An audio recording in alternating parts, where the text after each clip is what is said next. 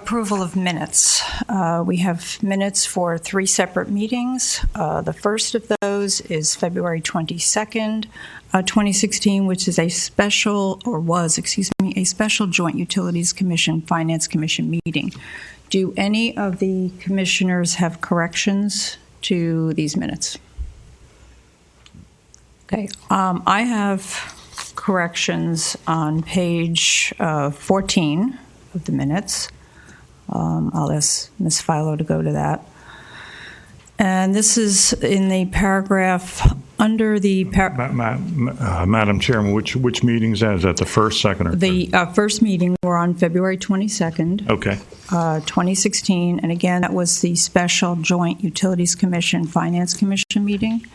And this is page 14, and it is the first paragraph after the paragraph which is in boldface type. And it has to do with the second line of that paragraph.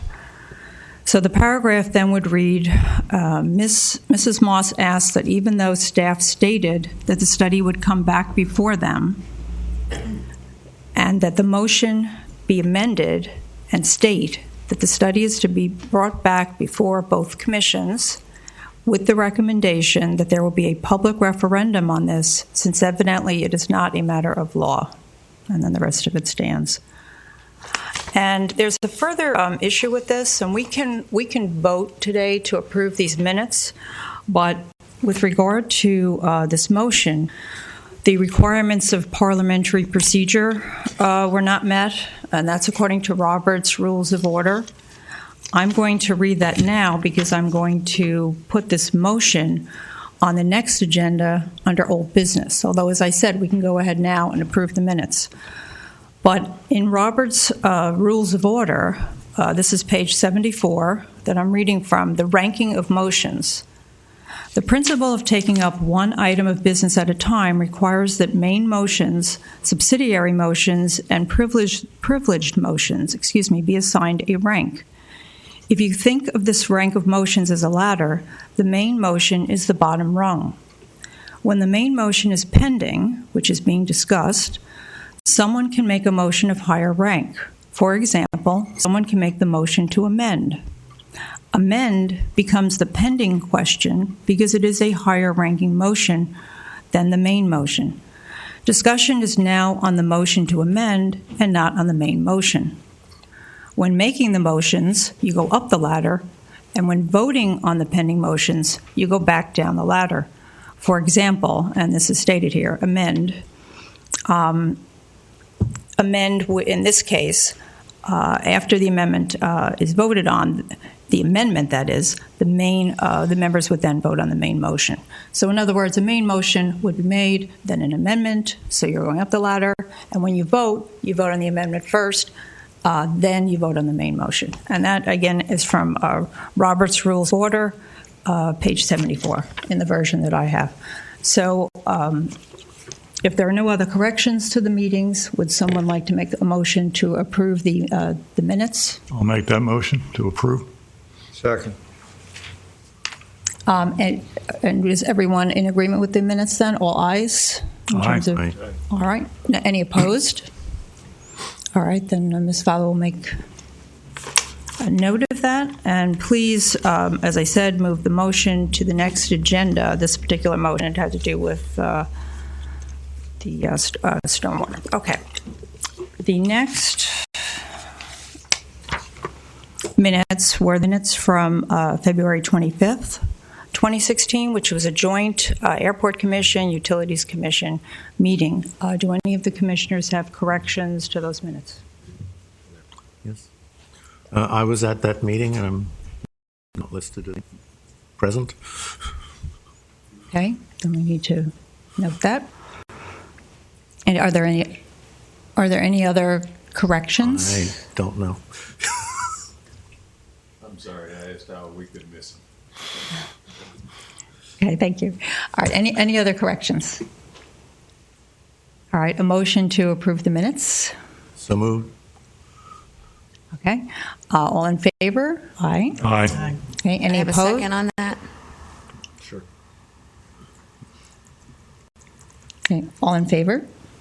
Aye. Aye. Any opposed? All right, we'll make a note of that passed. And the third item under approval of minutes is the March 8th, 2016 meeting, which was the regular Utilities Commission meeting.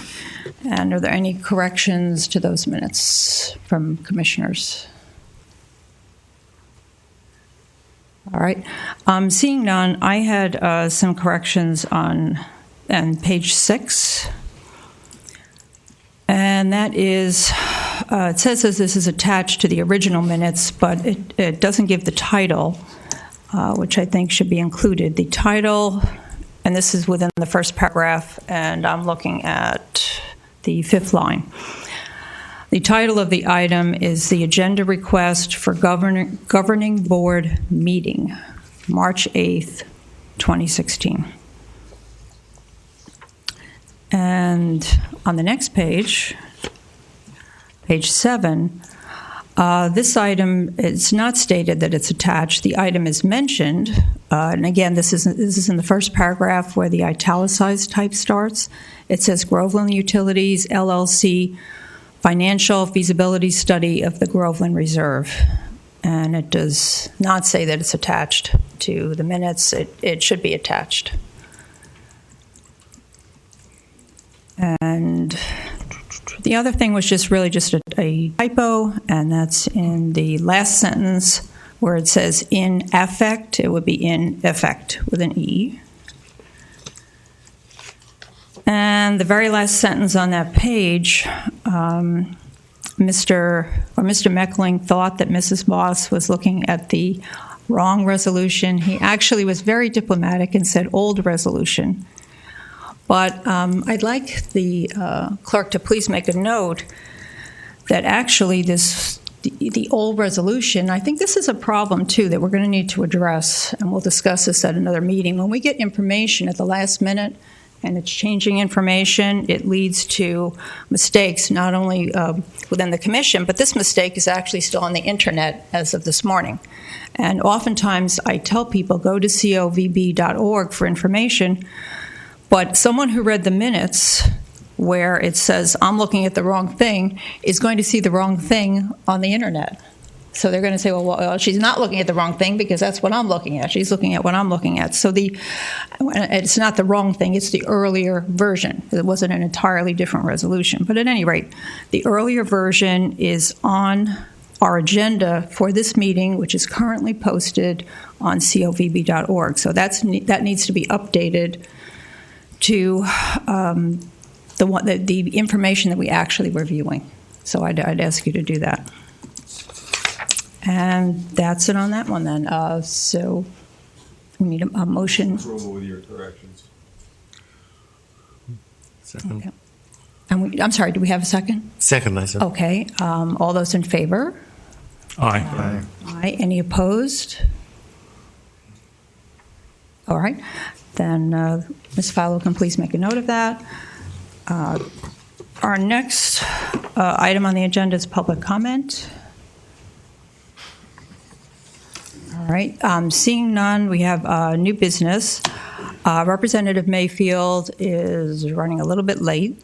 I know that. So we can start with, if Mr. Fletcher would like to, the optimization study. Madam Chairman, can I make a suggestion with the approval of yourself and the other members of the commission that we change the order slightly? Mr. Fletcher asked that item number H, which should only take 5 to 10 minutes, be put right after the study by Power Services because he needs to meet with them afterwards. And if no one has any objection to that, I would ask that we change the agenda so that he can get out of here after we're done. So. Yeah, I have no objection to doing that, with the understanding that if Representative Mayfield comes in, that we give her the floor because Sure. Everyone has a tight schedule today, as it turns out. Does anyone else have any objections or any comments regarding So is the that order? H is going to become D. Is that what I'm hearing? Yes. No, H would, H could become either C or D. Okay. That could be, D would be fine because Mr. Fletcher will be here for C. So. Okay. All right, then we can start with, May I ask then, with Power Services, how long that presentation is? Just because I don't want to interrupt you halfway through. I'm just thinking in terms of timing. I expect Representative Mayfield here around 9:30, so just so we can use the time in the most efficient way and also, be polite to the speaker. Okay. All speakers. What we would like to do is Power Services, myself, all up here at the table so that we're not going back and forth, standing up and address any questions you may have. That's fine. Do you know how long that will take? 30 minutes. 30 minutes. All right, why don't we start now? And that's with the understanding that when we stop that, if Representative Mayfield is present, then she'll take the floor, then we'll go back to your matters, Ted. Okay.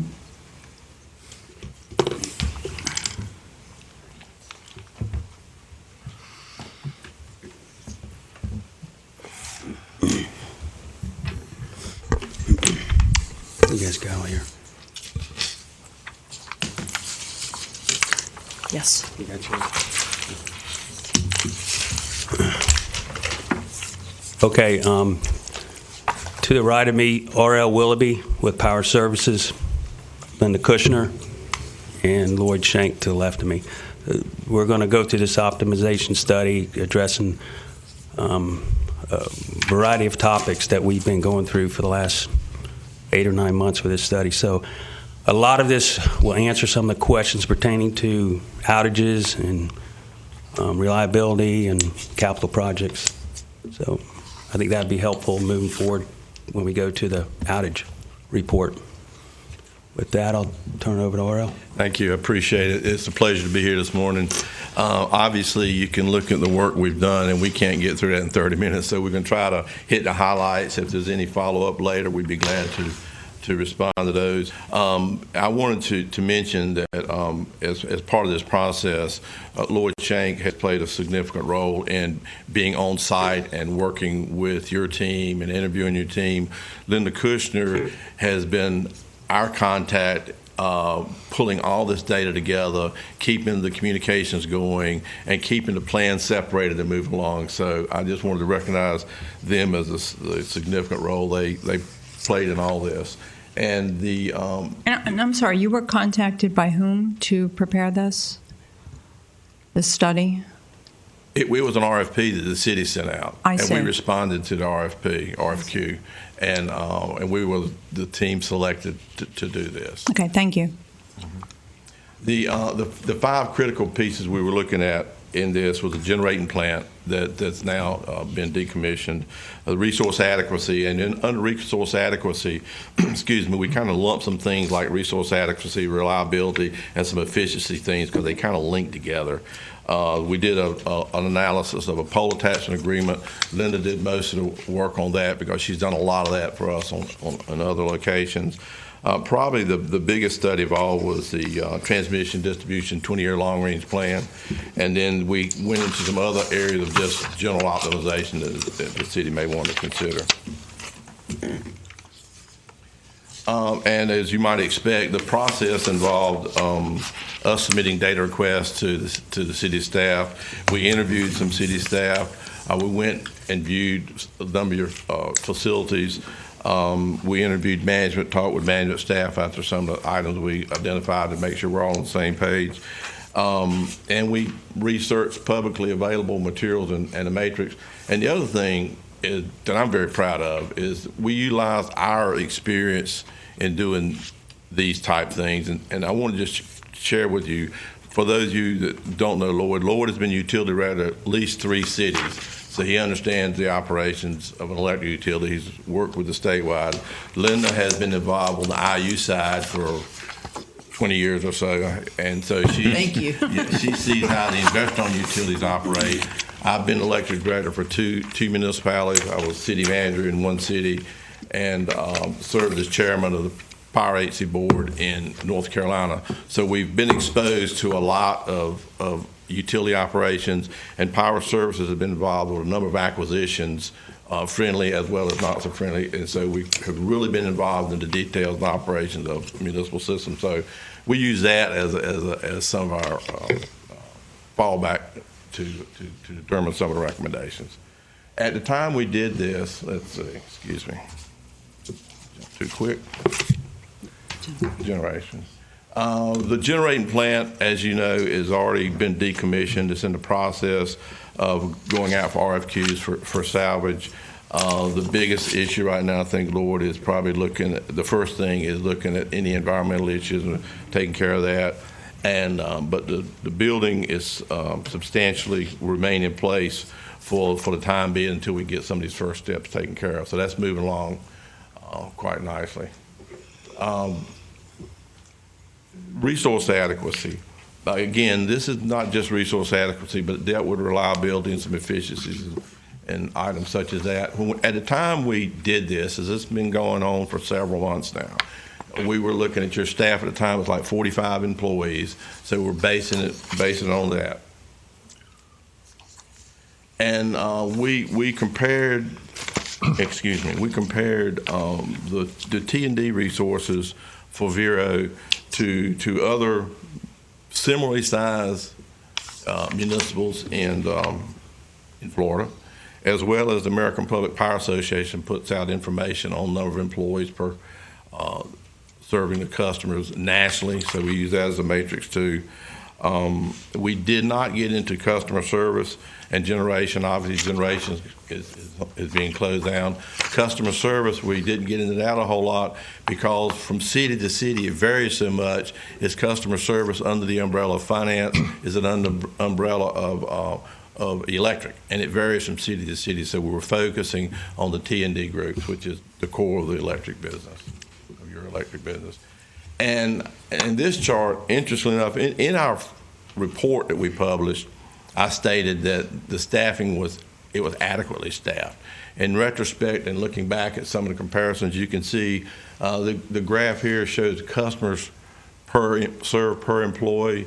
You can see that Vero serves quite a bit more customers per employee than these other 9 cities in Florida, as well as the APPA average. So that's a good number to be a big number. Now, one thing that we can't get exact is how many of these cities have a lot of contractors, few contractors. How many of them do the meter readers work for the electric department? Do the meter readers work for the finance department? So there's some movement in that number, but clearly you can see that that Vero is doing well as far as the number of employees per customer. I think that as we move forward with some of the reliability recommendations we're looking at, some of in our long-range plan, you probably need to relook at that because either it looks to me like you're going to need some more people or some contract help or some items if you implement some of these recommendations. But Now to what extent, how comparable are these numbers with regard to the type of customers? I mean, maybe potentially one municipal utility has a lot of commercial, which might require a different load versus another one that has industrial versus another one that has residential. So how comparable are these numbers in reality? in comparability, it's the number of customers. We didn't differentiate between commercial, industrial, residential. We didn't have that data available to dive that deep into it. However, all these utilities were 20,000 plus customers, up to I think one of them was 60 or 70,000. So they all fit right in the size, if you will, of Vero. We felt very, very good with that. And I think back to your comment, it does matter as far as how dense are your customers, how much rural area you serve, if any, industrial versus residential. All those things factor in. But as you can see, Vero's number is so much higher than everybody else's. It's not like it's a toss-up. But your point's well taken. What about the APPA? What does that stand for? American Public Power Association. That's the American Public Power Association is the association of public power entities across the United States, and they have a lot of indices. One of them happened to be, excluding generation, how many customers are served per employee. And so this was the number that was in their published information of the cities that responded for all of the Southeast region. I have a follow-up question, if I could. I think I heard you say that, given this information, your initial analysis, that you felt that there were a sufficient number of personnel, but that could change in the future due to other factors, which I assume you're going to discuss. Yes, sir. But am I correct? Is that what I've heard? That is absolutely there's no correct. stress point here at the current level, and in fact, if they're more productive, that's to the advantage of the residents and ratepayers. That's exactly right. Your guys and girls are doing a good job with the staffing they have to serve the number of customers that you're serving, and that needs to be evaluated as you move forward as some of these programs are implemented. Thank you. Okay, I just have a follow-up question on my comment. In your experience, or your colleagues, let's just say hypothetically, you had 1,000 residential customers versus 1,000 commercial customers. Does the employees needed to service them, is it higher for residential, higher for commercial? How does that work out? It would take more employees to serve a totally residential load than it would a high industrial load. As far as billing and metering and stuff, 1 meter is 1 bill, depending on who's doing that. But as far as maintaining line, you're going to have more miles of line, you're going to have more areas to maintain. So, yes, that would be a factor. All right, thank you. One of the other items we looked at was the reliability. I know you guys, your team has been looking at that significantly. One of the concerns we had when we first looked at this was even though the numbers weren't bad, they were trending down. And I think it's fair to say, with the dynamics that Vero has been going through over the last 4 or 5 years of sell, not sell, that sort of thing, the political decisions, the financial decisions, the operational decisions would be affected by that. Right or wrong, it just is. It's just a fact. And so it seems to me like now that there's more of a focus on where you're headed. And we know that these reliability indices, your team, after talking with them and looking at some of the programs, are working on improving that. I think the key thing to take away from the reliability trending down, it didn't happen overnight. And it's not going to be fixed overnight, but your team is doing the right things to work on fixing that. And if they implement some of the recommendations in the long-range plan, that will improve on that too. It's just a slow process to get to a point, and sometimes a slow process to get back where you're doing the right things and headed in the right direction. Can you give us a little more definition of what you're showing us here? Your acronyms. What is the 111 compared to the 64, et cetera? SADI, and I use the two words the two acronyms that work for me, S and D, system duration. The others are average indices and that sort of thing. But SADI is system duration of an outage. How long is the whole system out as a point? And the whole system isn't out, but relatively speaking, the number of customers affected by that. And then KD is the customer's average duration indices. There are a number of other indices that deal with frequency of outages and that sort of thing. And we had that information. We chose in this presentation this morning to just use this one matrix to show that the reliability is an issue and that the city is working on that. But SADI is the system duration of an average outage, and KD is a customer duration of an average outage. Are you saying that's 111 minutes, or is that? Mm-hmm. Okay. I was doing some research on the internet, and correct me if I'm wrong, that the Institute of Electrical and Electronic Engineers Standard 1366-1998 for the KD calls for the median value is 1.36 hours. Is that? I can't quote that, but if it's on IEEE, I'm sure that's correct. Okay. All right. Good, because last year we're substantially above that. And that's some of the things we've seen, that it is creeping up, but you're doing the right things to correct that. Okay. Question. Is that related to this report at all? Actually, that's the one I created. It's referring to LBAR, which is the customer. Your average for that month of February is what Laura and I discussed that she wanted to provide.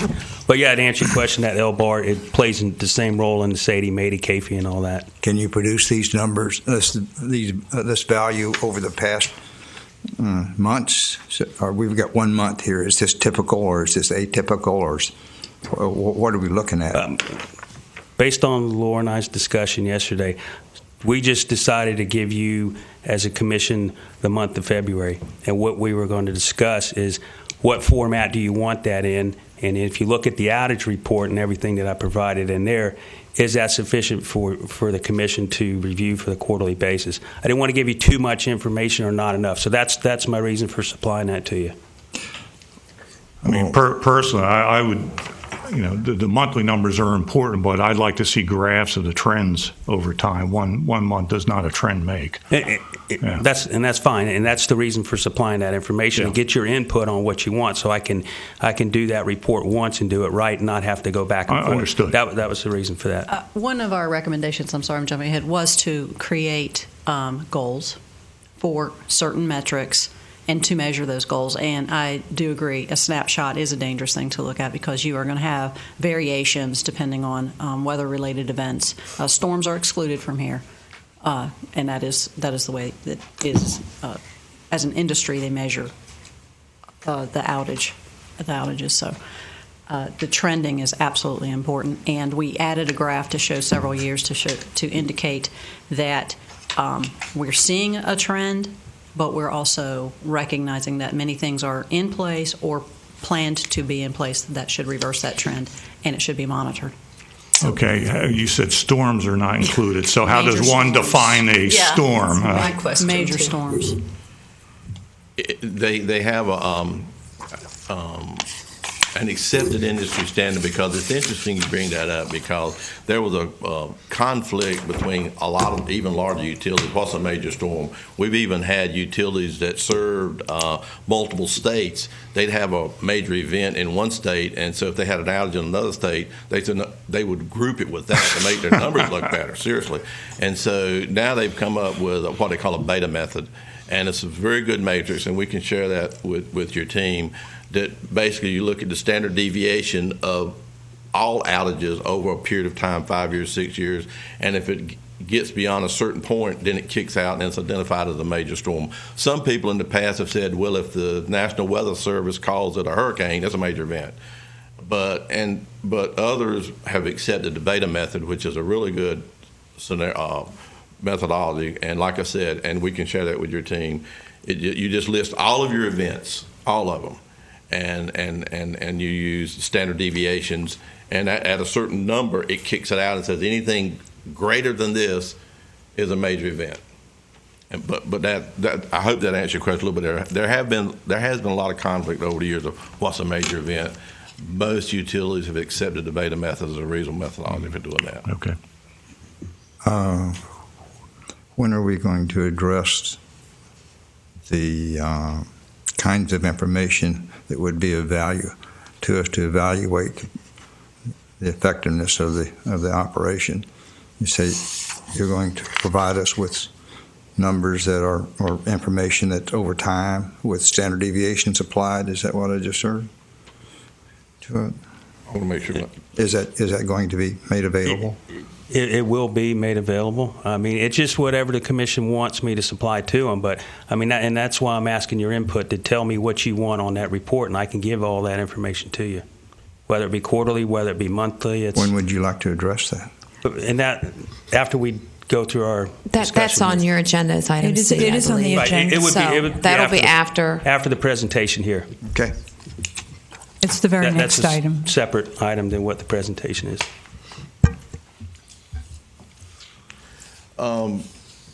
Another item we looked at, and I know we had a follow-up question about this particular slide, was the LDC. And LDC is something that's important to me as a former operator of measuring what does it cost to run your utility besides power costs.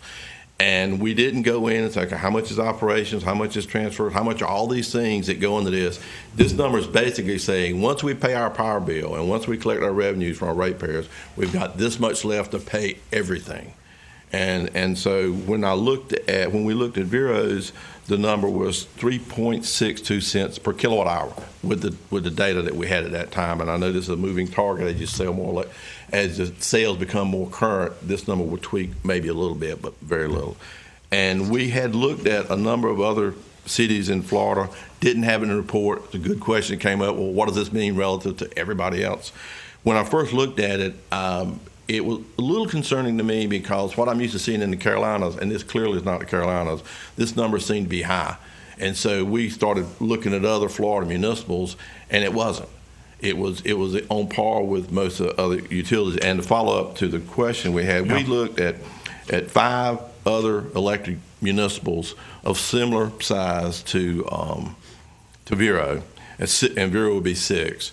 And the lowest number was 3.19 cent. Okay. The highest number was 5.66 cent, and the average was 4.18. So as you can see, Vero was right in the lower part of that number. And whether that's a good number or bad number, as a comparison to the other communities, you can see where you stand with that. Do you have the list of those names, of the other 5? I do. Can I have them? Yes, sir. Yes, you state them publicly for the record.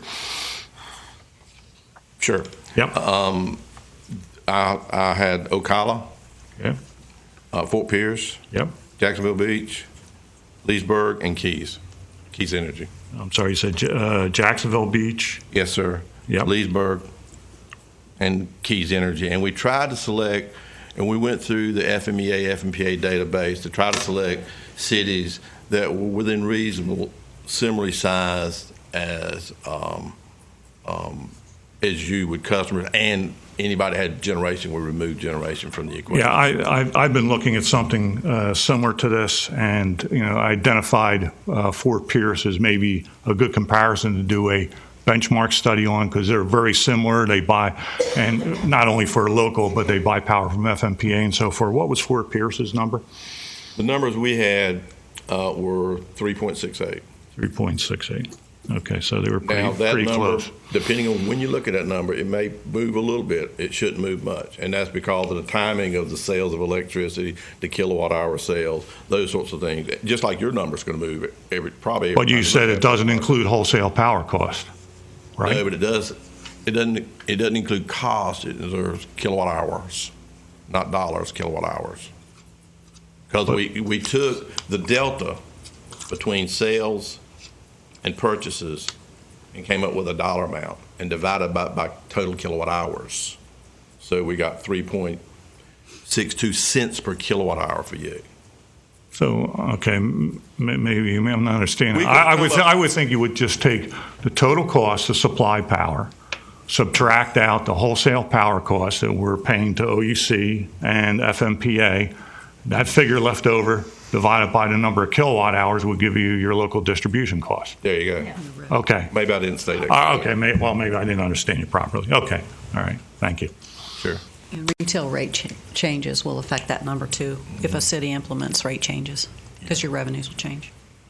And that was one of the, you're right, those all factor into it. So Well, wait, I thought this is just the cost side. So you could be making money or not money on the revenue side. This is just cost. So why, if you change the rates, would that change the number?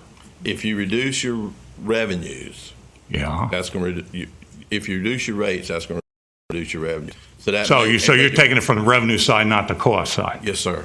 Okay, I would have thought you would have done the opposite, but okay. If your retail rates obviously go down, you're collecting less revenue. If your power cost stays the same, you crunch that number. All right, fair enough. Thank you. Yes, sir. Ben, do you want to speak to the strategic plan and?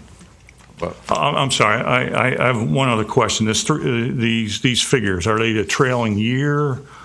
Trailing what time period do they cover? We pulled up the. Go ahead. Oh, I'm sorry. We looked at fiscal year 15. Fiscal year 15. The most recent data. Okay, and most of them have a September 30th fiscal year. They vary. Oh, do they? But that's the thing. You have to dive into the budgets. But it's roughly It's comparable. roughly, yeah. Okay, thank you. And the whole point of this was how does it look at a at least reasonable. These numbers are going to change from time to time, but if one of you is 8 and one's 3, Correct. That's a problem. But when you're this close, at least it gives you an idea of where. Yeah, that's why I was asking for the standard deviation, because there's just going Yes, to be sir. some natural variability. But okay. Representative Mayfield just walked in. Can we take a break when Absolutely. you? Okay, thank you. This will go on for quite a while. He'll be here for a long time. Let me preface Representative Mayfield's appearance before us by saying it's consistent with our goals for this year. The commissioners may recall, and the community should know that, and I'm going to read them directly from our annual report, that we are to continue to facilitate the downward trend to obtain the lowest possible sustainable utility rates and the efficient operation of the utilities, and to provide detailed information in a friendly format to the public regarding the finances and operations of the utilities through the following activities. The very first activity listed is to continue to monitor FMPA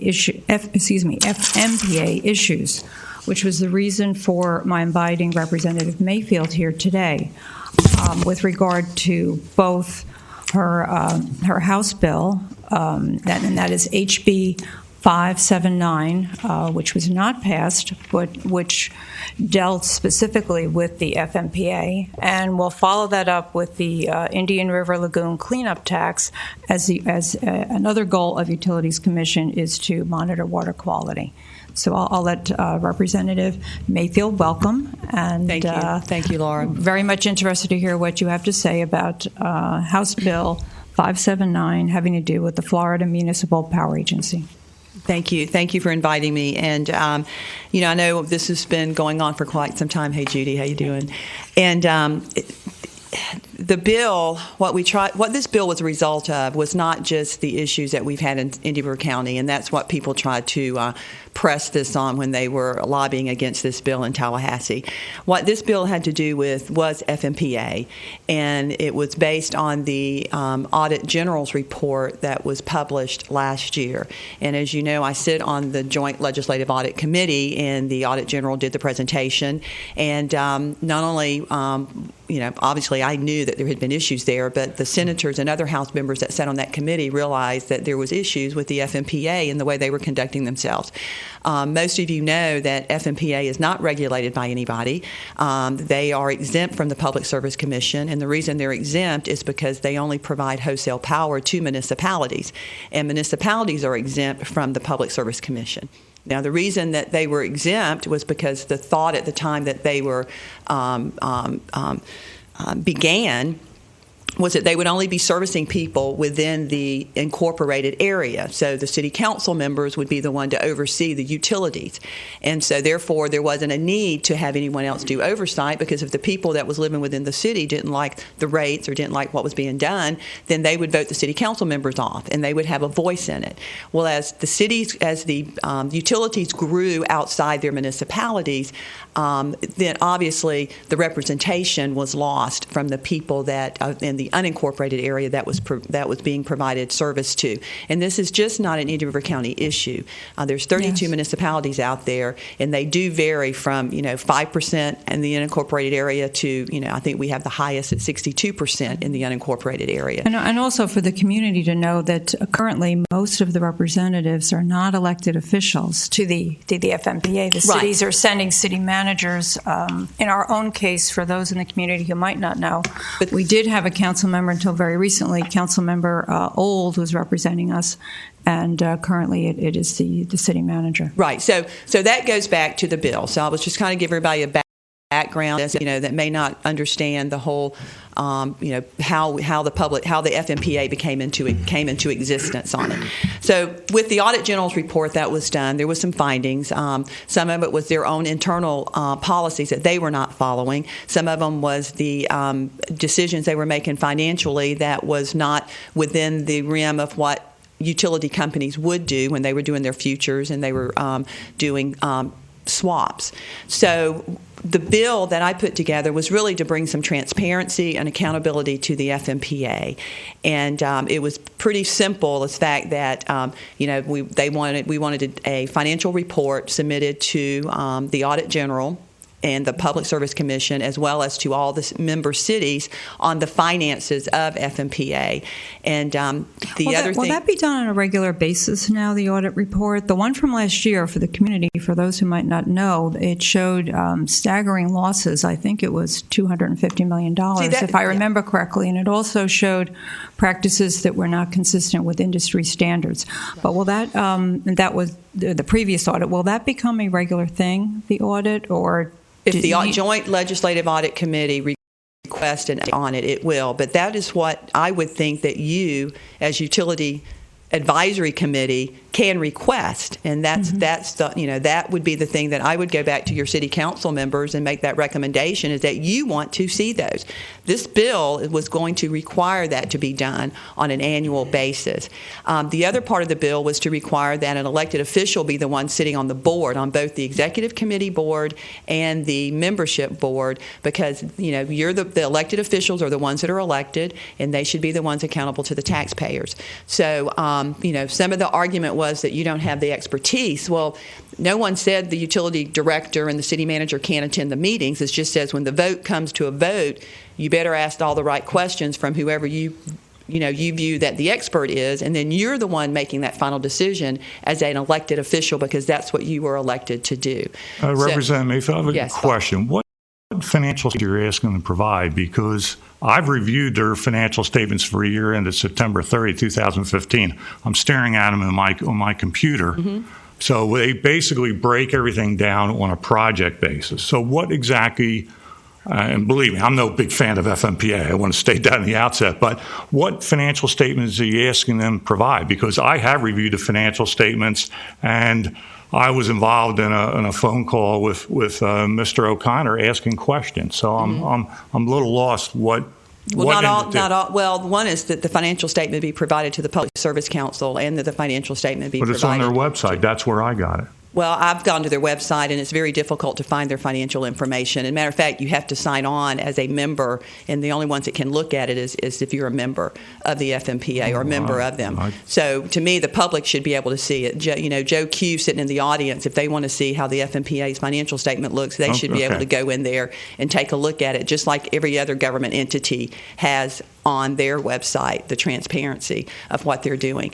And if the cities are looking at their finances, I would have thought that some of this stuff that the Joint Legislative Audit Committee and the Audit General brought up, those would have been questions that the city council members should have been asking, or the utility authority should have been asking that oversees them. Where is these Taylor swaps? Why do we have, all this money that we're losing?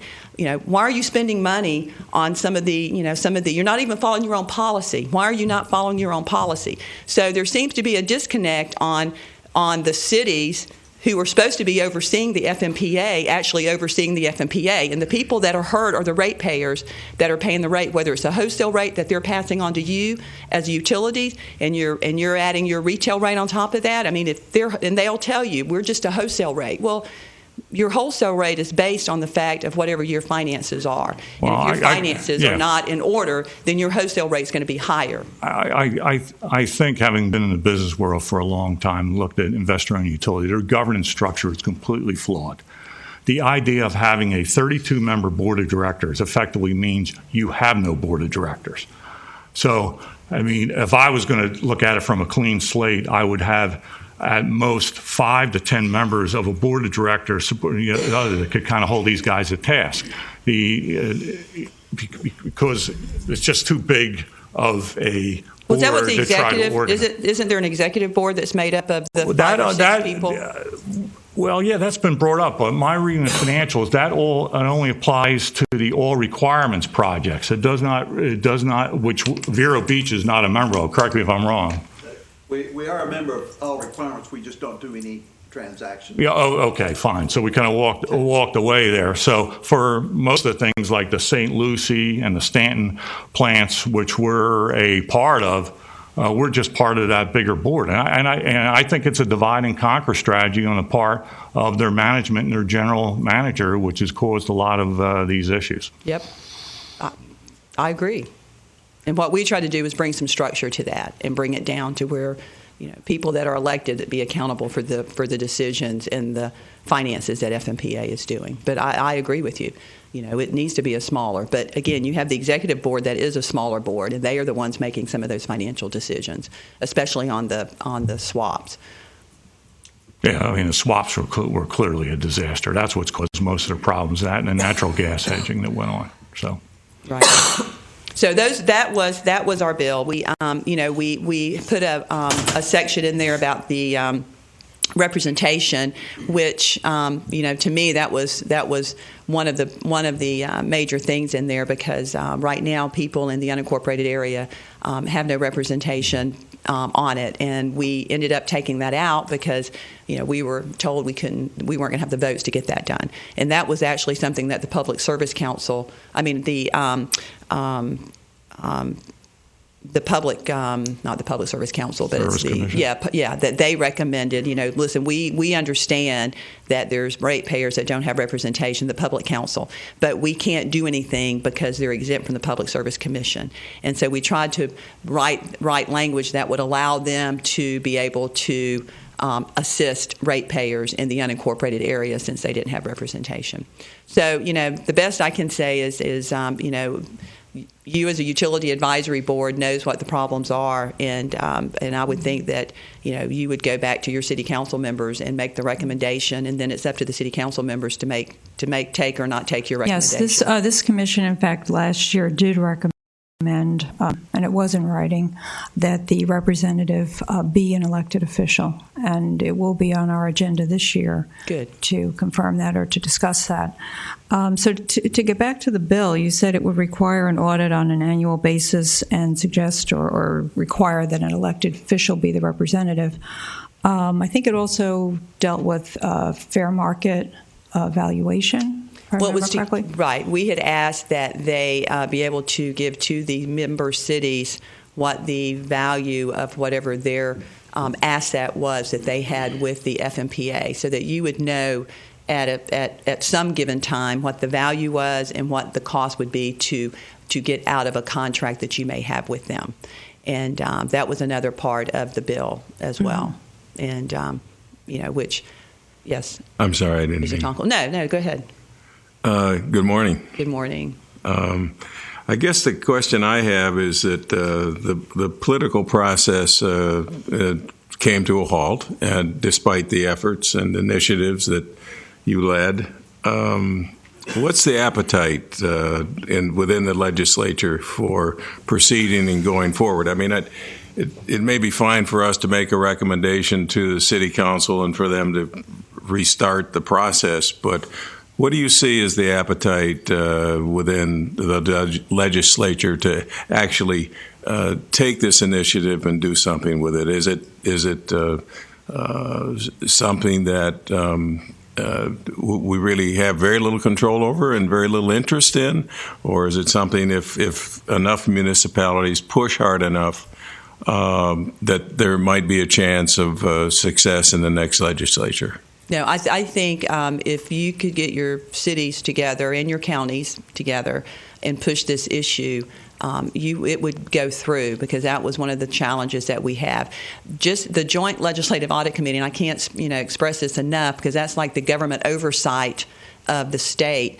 The senators that were sitting on that committee was just appalled as to that report and even the structure. I cannot tell you, when I talk about FMPA, how many people go, "Who is FMPA? Yeah. What are they? What do they do?"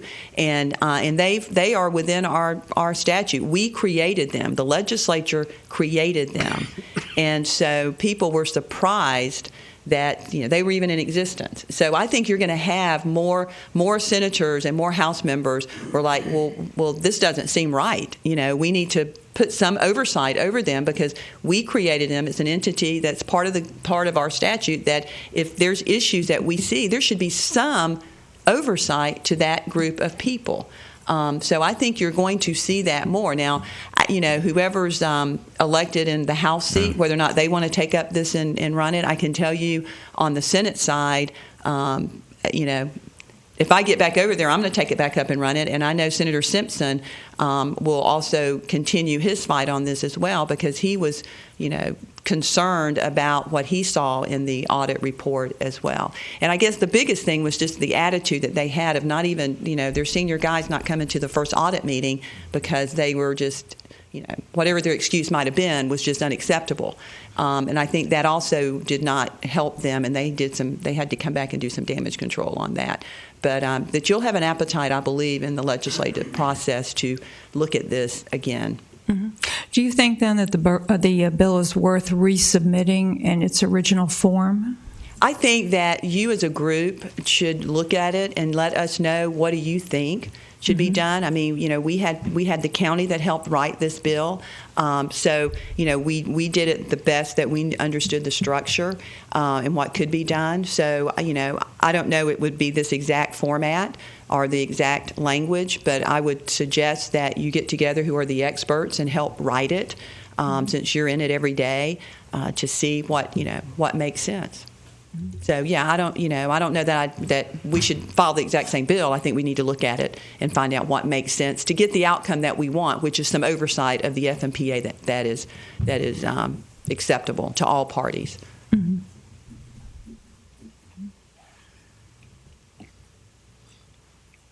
And if this bill were to pass, you see as a next step. What do you mean? As a follow-up to this bill. In other words, if this bill were to pass at some point in the future, we did have annual audits and hopefully an elected official, and also a fair market valuation of the FMPA.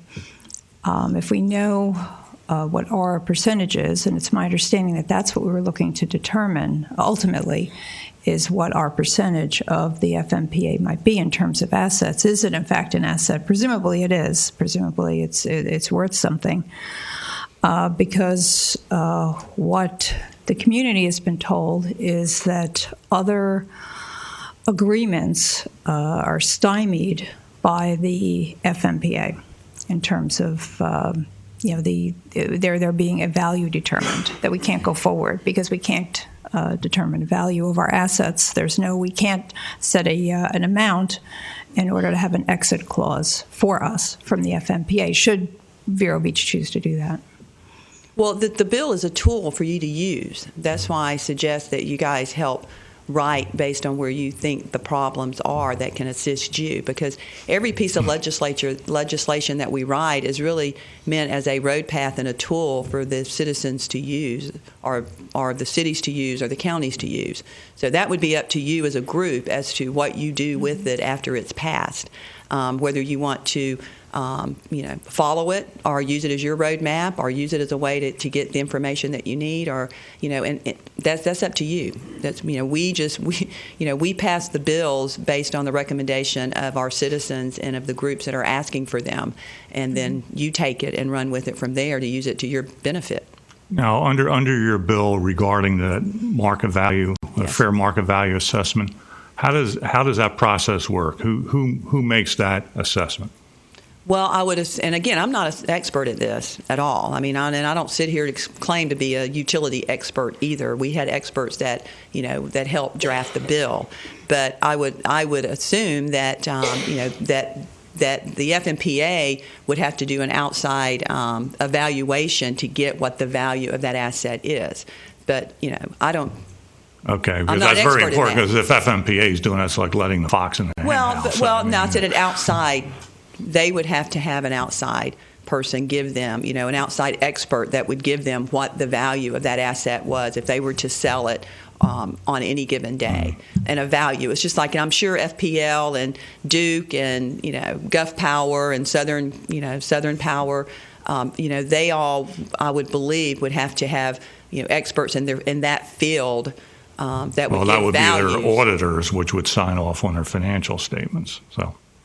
And in the case of investor-owned utilities. So. Right. Do you think it will be possible then to legislate this? Basically, we've heard a lot about a solution, Or do you think, and we hope not, that it will end up being a legal solution that will, involve a lawsuit? And I'll preface this by saying I was on the internet on the FMPA website, and when you read their history, it seems that they were almost born of a lawsuit. Born of a lawsuit, and it makes you wonder if you just go from one lawsuit to the next. But do you think that it's possible in reality that there is a legislative solution? Laura, I don't know. This is a contractual issue that the city of Vero Beach has based on that contract that was signed. And so, I don't know if this would be a complete fix to it, but it's a contract. And those contracts were written the way they were written for a reason. And the reason was to keep you in it forever. And so there's no risk to the FMPA in any decisions that they made because those decisions are passed on to the members that sign on with them. So from a contractual standpoint, I don't know. I'm not an attorney. I don't know what you would have to do to get out of those contracts. Yeah, and just for the community to know, some of those contracts still have 40 years left. So we're talking about a very, quite a lengthy time frame. Do any other commissioners have questions or comments for Representative Mayfield? Okay. I'm going to open it to the public if anyone has a question or comment for Representative Mayfield.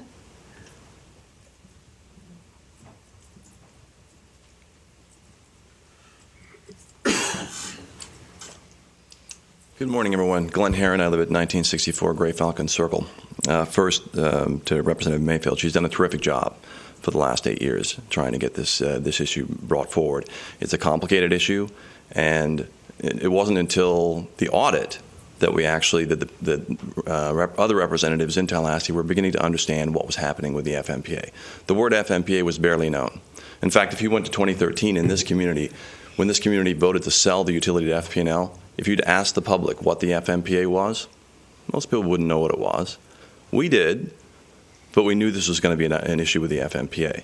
And here's been the narrative from the FMPA for all this time. We've been involved with the FMPA for 37 years.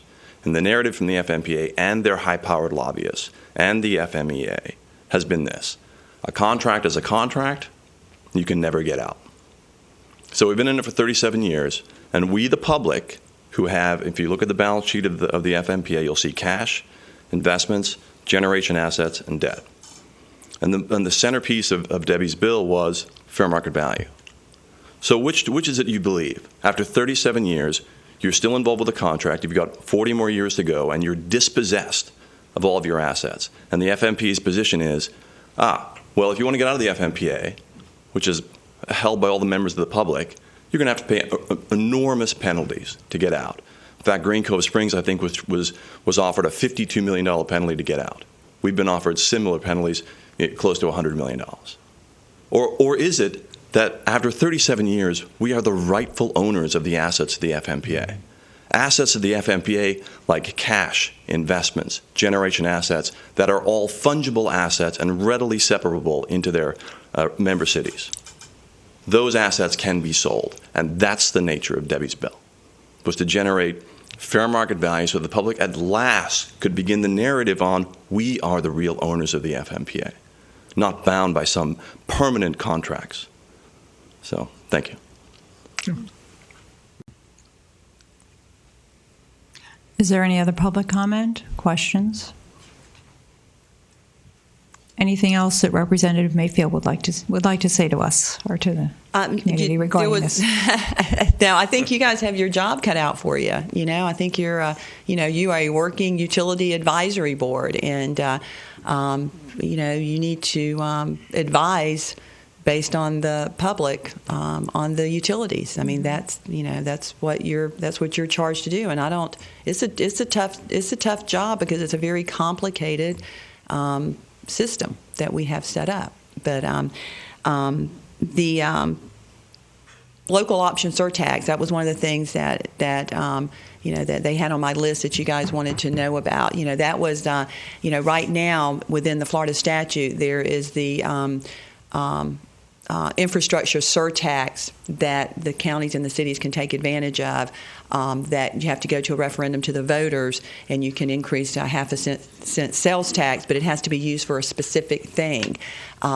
What my bill would have done was just expand that from being just roads or buildings to dredging or demucking of the lagoon to help clean the lagoon up. And that was a bill that we got through one committee. We couldn't get it through Finance and Tax because they wouldn't hear it. But I mean, that's something I really have a concern about is our lagoon, and we have to come up with a plan to clean it. And it's just not Indian River County. This affects from Volusia County down to Martin County. And I know Mrs. Orcutt's been very involved in the Indian River Lagoon Estuary program that has been established, and I've attended several of those meetings, and I think Dr. DeFries has got a pretty good handle on what's going on. We tend to want to just continue to study and do research, and I believe in scientific research to come up with a solution, but I think we're at the point where there's been scientific research. We know what the problem is, and now we need to come up with a plan on how to fix it. And so part of this was to give some dedicated resource for projects that were going to be used to do it. And unfortunately, we weren't able to get that through. But we still need to continue to focus on the lagoon cleanup and how we're going to do it, and put a systematic plan in place to make it happen. You can't hit and miss, hit and miss, hit and miss. It has to be a comprehensive plan from Volusia County down, because it's everyone on all the 5 counties are affected by it, and the cities as well. So that was one of the things that, if you're charged with water, that, was one of the other things. So, That's all I had. Yeah. Do any of the commissioners have questions or comments regarding that Indian River Lagoon cleanup sales tax? That also did not pass. I'll open it up to the public again if anyone would like to comment on the Indian River Lagoon cleanup sales tax. All right. Well, I don't see any public comment. I appreciate very much your coming today. What I'm hoping to do is to get more information for the commission straight from the source, and you're straight from the source on this one. So thank you very much. Any information? No, thank you for inviting me. And again, my office, as you know, is right across the hall. And I want to thank the city for allowing me to be here all these 8 years, as well as Stan was here. So, and I think Stimbler was even in this office. So I appreciate you paying rent. Well, you're quite welcome. You're quite welcome. And whoever is elected, I hope that they'll continue to have the office here. It seems like this is where the constituents know where the House member's office is. But any information that you guys need, just walk across the hall and ask my staff, and I'm sure whoever the staff is after I'm gone will be just as open to get any information on the utilities, whether it's from FMPA, whether it's from FMEA, whether it's from the Public Service Council. Any information that you might need, just let us know, and we'll be happy to provide it to you. Debbie? Yes, sir. Thank you for your service, and best of luck in the future. Thank you, Rock. I appreciate that. And thank you guys for all your support too. Okay. Thank you.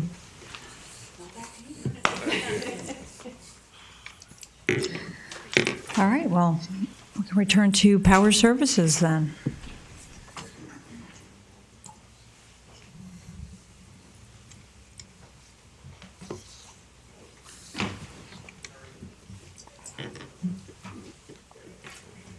Well, now, if you can solve that issue, you'd be welcome.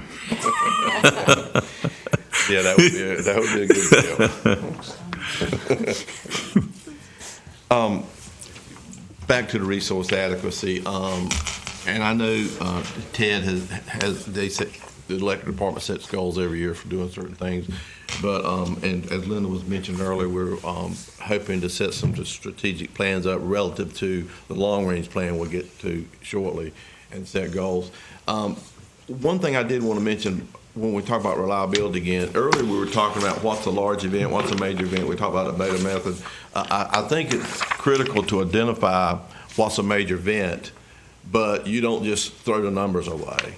What we would recommend is you look at it both ways, with and without major events, and trend them that way. So I just want to make sure that was clear. We weren't suggesting you ignore that, but you look at them separately. in talking with your staff and looking over some of the O&M issues, it looks like that maybe there's some underground cables that are, it seemed like more of your outages were related to underground, which was interesting than some of the overhead other than tree related. So part of the recommendation is to accelerate that program if possible. We talked about staffing earlier. Also, I think as you probably would get closer. Thank you. Probably as you would do anyway, with the plant closing down and needing to add staff for certain things, you probably have some skill sets within the organization you may be moving around. I'm sure that's probably going on now. So just evaluate the staff you have, and you may have use for them in other positions within the organization, which is pretty typical. A question regarding your comment that some of the outages, more than what you had thought, were involving underground cables. Did you come up with any cause and effect there? What's going on? Because most of the time, it's usually an overhead cable gets knocked out by a windstorm or something like that. Is there something unique to Vero Beach that's causing that? Or maybe, Ted, you want to... Just to clarify that, I think when we talk about underground cable that is faulty, it's direct buried cable with the open concentric neutral that's on the outside that has deteriorated that neutral, and that causes that cable to fail. What we do now, we put conduit in, and all that cable is in conduit. So the older cable was not? The older cable is failing. That's correct. I see. Does that... Yeah, no, that makes perfect sense why you would have more issues then. Okay. And the cables that you were using were very typical at the time they were installed. Understood. Okay. And we were talked about earlier, too, as these projects, as you implement some of these projects, you may want to leverage some contract help versus full-time until you really understand the magnitude of what your resources need to be. Are you going to touch on the other implement a comprehensive meter testing program? Is that you're recommending to go to smart meters? What is that program that you're talking about there? And why? I presume that you spotted an issue with that. There is a practice in place to test meters that we are recommending that they become more proactive. You have certain types of meters that have instrumentation that tends to get off that should be tested with some frequency, and we would find that testing those will improve the accuracy of the readings and the accuracy of your billing. So it's not smart meter, but we did look at that in the last report we'll talk about is deployment of advanced metering. Am I correct in assuming then that you think that by proper meter testing that the revenue stream will be positively affected with that? I think it's fair to say with almost every client we've dealt with that has an aggressive meter testing program, and we're not necessarily talking about just testing the meter, because the meter is a very accurate device. Mm-hmm. It's all those ancillary parts like potential transformers, current transformers, the wiring, the control wiring, all those things, as well as going back to your billing department to see if the right multiplier for the right meter built to the right customer. Invariably, almost every client we deal with that has an aggressive program, and a lot of them will bring in an outside testing firm to test X number of commercial meters a year. It more than pays for the cost. I'm not going to say it will with Vero, but almost everyone we've ever done, we've seen that it paid for itself, and so that does increase your revenues. But again, the meter itself is a pretty accurate device. It's all those ancillary parts that can fail or age out, or those are the things that really create a problem with the three-phase metering primarily. Does the city not have a meter testing program in place? They do. They do. Yes. We were just suggesting that there's some enhancements that might be made on that, and we deal with that a little deeper in the full report. We're just highlighting. And you have that. Specific recommendations in that area? Yes, sir. Okay. Last question is, you say leverage external contractors for short-term support. I'm not sure I understand what you mean by that. Okay, what we're talking about, as if you implement some of these programs we're talking about, like aggressively replacing the underground cables and some of the other things that we get to in a long-range plan, you may not want to hire full-time permanent city employees to do that until you get a handle on, is this an ongoing cost, or can we do it and in 4 or 5 years catch up, and then you can let the contractors go. So that's just one consideration. that we think it's better to deal with contractors that you can work for 6 months or a year or 2 years, and then if you do catch up, you don't have them as full-time employees, and you don't have to let people go. That's the concept. Ultimately, it's your decision, and it would depend on the workload that comes up with the staffing you have. And Ted's got a good handle on that. Would that be a trade out of existing staff if they leverage that, or is that a? I don't think so, because this comes from working with municipals so many years. I don't care if it's an electric lineman or someone in the sanitation department or someone in public works. Most of the time, they're constantly putting out fires, local fires. Got to deal with this. Got to deal with this. And so when they've got to do that, and they get on some large projects, and it takes longer to do the large projects, even if they get done. So I wouldn't suggest at this point that any contract help would replace existing numbers of employees. I'm not talking about a particular job or a particular person, but numbers of employees. These would be for addressing these items that we'll talk about. All right. Okay. Excuse me. Does your report later, or is it something that you would expect the city to do? But is there any kind of a budget or expected cost for doing all of this? Yes, sir. And where does that money come from? It comes from the resources you get it from now. We hope that we've identified a number of ways that you fit it, we program it into your normal operating budget. Mm-hmm. And I'm not suggesting this is right or wrong, but on major expenses, some philosophies are, do we finance this? A lot of people hate debt, but then again, if you're gonna buy a $500,000 transformer, a $2 million substation that's good for 20, 30, 40 years, that's going to service your customers for 20 or 30, 40 years, do you have the ratepayers pay for it that are being served today, or does everybody can benefit from it over 20 years? I'm not saying it's right or wrong, but those are two different philosophies, and we've looked at, when we get to it in a few minutes, on some of these big ticket items that if you finance it for 20 years, and these are big projects that last a long time. We wouldn't suggest O&M and stuff, but it's very, very, very minimal cost cents per kilowatt hour. Now, I know everybody wants rates as low as they can, but the other thing you've got to consider, you got to keep the lights on. You got to provide high quality, high level service. Everybody expects that. And so, yes, some of it can be paid for out of your existing budget, but the other items that are big ticket items, you may want to consider some financing. Strictly up to you, but it's an option, and we'll get to some of that in a few minutes. Okay. Thank you. Where are we? Pull attachments. Yeah. Okay. Ms. Linda. Okay. I'll speak briefly about pole attachment agreements. These are the agreements that the city has in place with companies that put facilities on the poles, and these provide phone, cable, telecommunications.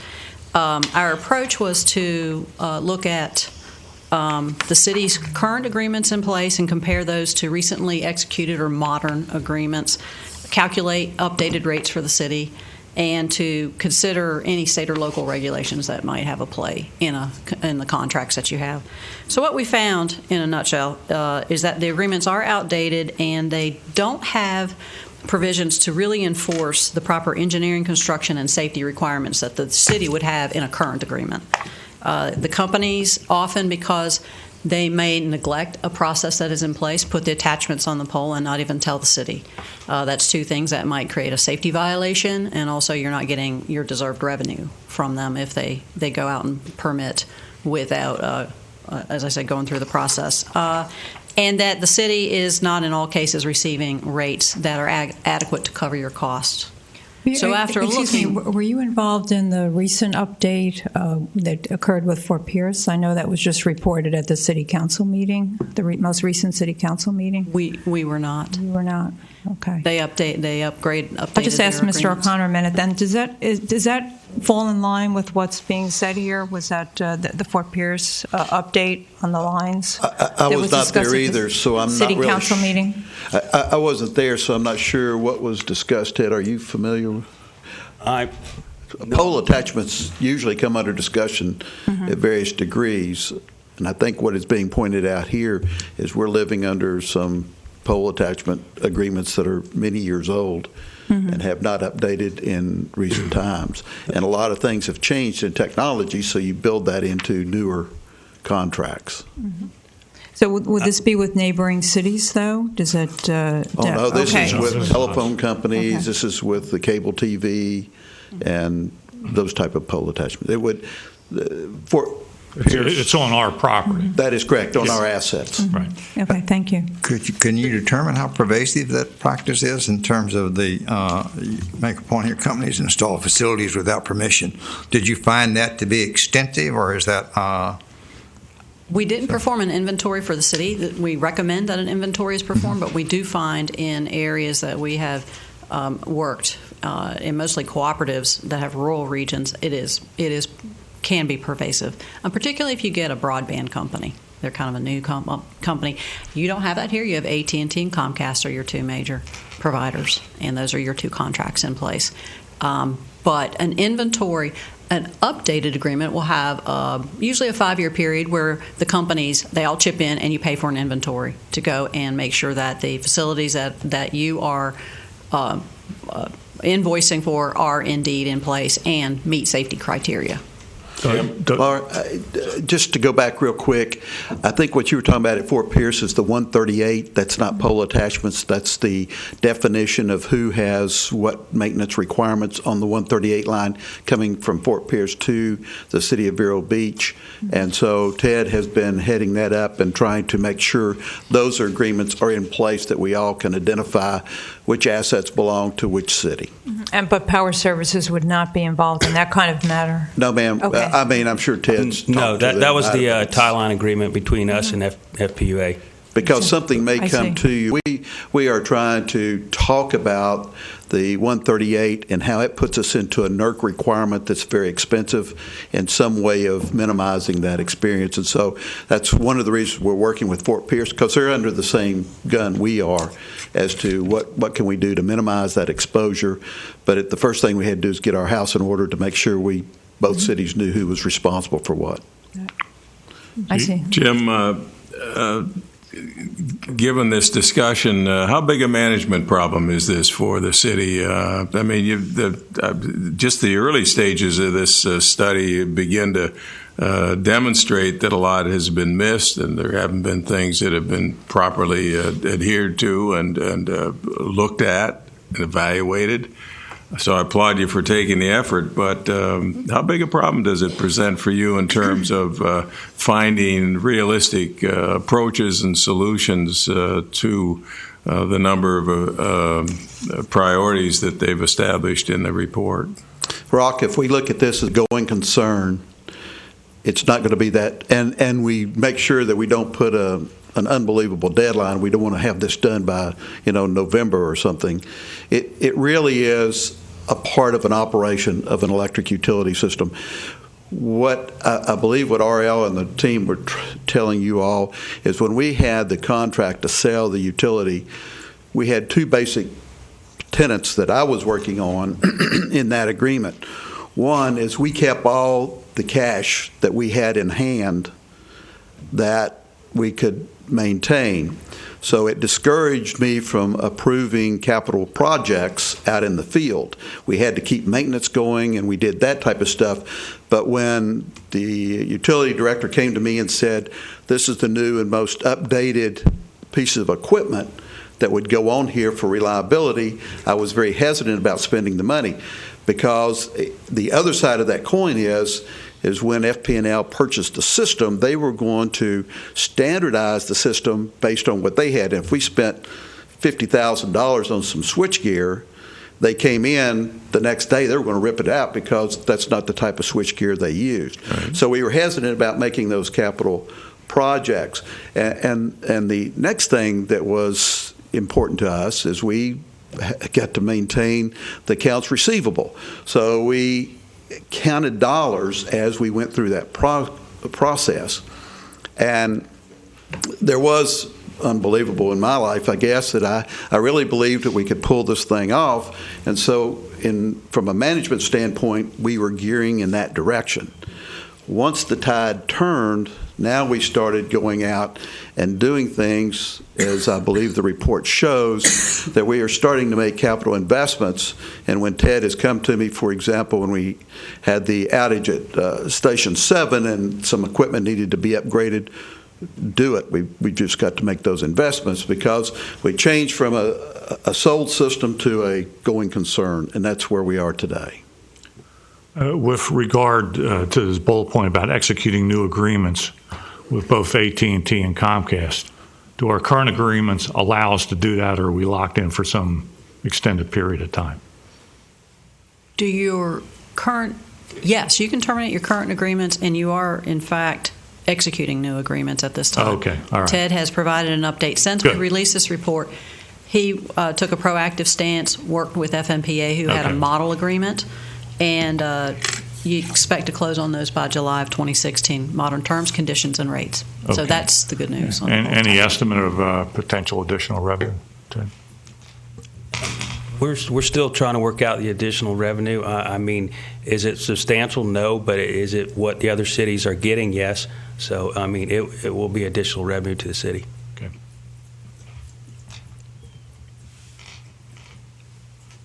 Any more questions on pole attachments? Yeah, you have cities working with FMPA to develop and negotiate new agreements. How do we interface with FMPA on pole attachments? FMPA provided a model agreement that was recommended. So that took, what that accomplished for the city was you didn't have to build that from the ground with consulting and legal team. Oh, okay. So we're just using their standardized agreement then? Right. Correct. Oh, okay. Thank you. Thank you, Linda. Okay, we'll get into the long-range plan, and the key thing I think to remember on the 20-year long-range plan, no one has a crystal ball that can see out 20 years. And so what we've done is we've met with your staff, talked with your staff. We've identified some reasonable growth for the utility, and we broke it down into three different steps. Step 1 is 5-year plan. Step 2 is the next 5 years, and step 3 would be the next 10 years, so 20 years.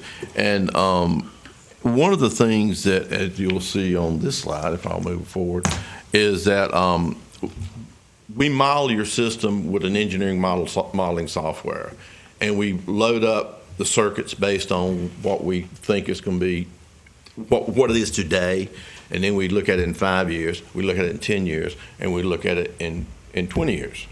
Now, again, we're assuming some growth estimates, and the key to that is that I want to make sure that everybody understands with this planning process, the major issue is when your load gets to a certain megawatt load, certain events should have happened, certain improvements should have happened. If we say in our report it's going to be in 10 years, but it ends up being 8, you need to do it sooner. If it ends up being 12, you can put some things off. But the key thing to remember with the plan is when you reach a certain megawatt load on a circuit or on a substation or on a transformer, certain improvements need to happen. So don't get too distracted 5 years from now when it looks like that you were supposed to spend the money and Ted comes to you and says, we really don't need to spend that money. It's not that he's not doing his job, it's that maybe the growth didn't grow as much. So keep that in mind when you're looking at this long term. The other thing, the reason we look at it 20 years, and we've mentioned up here, is to mitigate early obsolescence. We don't want to, and the city doesn't want to, look at a feeder circuit, for example, and say, okay, it needs to be changed from 1/0 to another conductor size. And that's great, but in 10 years, you got to replace it again. Or if you look at 20 years, you could put in a conductor size that you wouldn't have to go back to the same location and replace it. So a critical piece is, if you look 5 or 10 years, it might, well, this is large enough. Well, if you look longer than that, it's not large enough. And so early obsolescence is key to the plan also. And it provides flexibility with growth patterns. And I mentioned earlier about the timing issue, a timing of growth. Is it 5 years, is it 10 years, whatever. So those are the key things philosophically to consider with the 20-year plan. And as I mentioned earlier, we look at 5 years and the next 5 years and the next 10 years. And we look at historical trends, current power requirement projections, economic, environmental, demographic factors, all those things are factored in with the input of your staff and our thoughts to come up with a reasonable number as far as the growth of utility. Some of the findings, and this is not unusual. These are what we would expect to find with a 20-year plan. We had some voltage and capacity issues identified throughout the planning horizon. Again, it's not unusual. And so, but what we're looking at is what's the best way to correct those items? We had some substation transformers that were overloaded in the future looking out. Not unusual. I think one thing to keep in mind, our design criteria, a big power transformer has multiple ratings on it. You have a base rating, let's just say it's 20 megawatts, and it says the base rating is 20 megawatts. But then you can extend that by air fans on the transformer, forced oil and air, and then you can run it at a higher temperature rating, and so you can get more capacity out of it. We recommend when you get to the base rating, you start looking to replace it, because you do have that margin for additional loading. And also, when we look at, let's just say a 20 megawatt transformer, is it 20 megawatts? Is it at 20 megawatts for 1 hour a year? Is it for 8,760 hours a year? Well, no. Or somewhere between there. So, and all those things factor in. Just because you hit 20 megawatts doesn't mean that 20 megawatt transformer needs replacing, because it could have been some extreme weather that just doesn't happen. So all those things factor in too when you're looking at sizing of the equipment. Let's see. Oops, back up. And we had multiple circuit upgrades and reconfigurations based on the same things we talked about. When we put it in the model would show us where we got voltage drop problems, where we got capacity problems, and those sorts of things. That's what we would expect. Can you explain your third point there a little more? Substation 1 is critical due to the location on power plant site. Is this substation 1 critical? Am I on the right slide with you? I'm sorry. Yeah, critical. Can you explain that? What do you mean by critical? Is it does it need to be replaced, or is it? It's in the process of being repaired now. Some of the bus in the power plant facility, that is the bus for sub 1. The bus, you got a big power transformer sitting beside the generation station. The bus goes inside the station with circuit breakers in there. They go outside the station to feed a lot of the equipment on sub 1. I mean, a lot of the customers on sub 1. You had an outage, a couple of weeks ago? Something like yeah. Over the holidays. Yeah, over the holidays, and your team got together to get all that back on. And so, but that was in our recommendation in the original long-range plan to do some work at sub 1. And since this event happened, that's just speeding that process up. And your team's already working on now to get that upgrading that. Yeah. Well, getting the power back on in an extended period, so we can. And that may be part of the upgrade, because the decision still needs to be made. Where is this substation going to go? Because the substation is right in the same area as a switching station, the 69 kV switching station, and when some of the decisions about taking a power plant down, selling property, doing all those things that haven't been determined yet. One of the discussions was, do we relocate the switching station, the substation? And the location hasn't been identified yet, and it may never be moved. That's up to you guys later in the city. But the way our recommendations for repairing sub 1 now means that it could be that way indefinitely, or if you choose to have another site, you can do that too. But the investment is not a throwaway investment, regardless. Absolutely not. If it gets moved, it goes with the site. Is that correct? If it gets totally relocated, some of the costs, some of the infrastructure would not be reused. But I think the city's a long ways from deciding if it's going to be totally relocated because of some costs associated with it. I don't know if I want to step out any further. Yeah. Over the holidays, we had a major outage in which we lost some of those circuits. The decision we've made is that we don't replace or repair in place inside the building. We move those out and make them pole attachments in the yard. Now, we have some 69 bus attachments in there as well that are inside the building that are virtually the same age of the ones that just went out. So the theory is if those go out, or if we can find it economically and for reliability purposes, let's move those out into the yard as well. And we are looking at different ways of housing those 69 bus and the batteries that are also inside the building. My thinking is the ideal scenario, we get everything out of that building, then we as a city can determine what we want to do with the so-called Big Blue. Some of the movement out into the yard are not recoverable if we decide to move down on 17th, but because we're trying to build on reliability and we had this major outage, that investment had to be made. It was going to either be made inside the building or made out in the yard. So, you know, it's sort of the crisis type of decision making. And and from the city's perspective, what are we going to do with that substation? And that really is contingent upon what are we going to do with the ground that is surrounding it. And one of the things that I've talked to the city council about is until we can really get that cooling tower, the 2 oil tanks, and all of those peripheral buildings out of there, you really don't know what you have. And so if you look at the ground from the perspective of you have 2 major accesses, both on the north and the south side, you have a parking facility that is on the south side. You also have a parking facility where the manatee watch thing is on the north side. And I think it's going to give us a little more clarity as to the urgency of moving that substation. That substation's a $7 or $8 million movement. And there are a lot of land uses, if we decided to do whatever it is, sell it or whatever we wanted to do, that could live with that substation. An example would be if you go up on 58th Avenue and look at the substation that is located there. You can't even see it. And it's behind the Target in case you drive up there. But there's a little old road that goes off, but it's right on the roadway. So there are ways of taking a substation that are a lot cheaper than $7 or $8 million and making them part of the environment in which you're trying to develop. So the theory is, from a perspective of management, is we want to move in and take advantage of what's in that yard.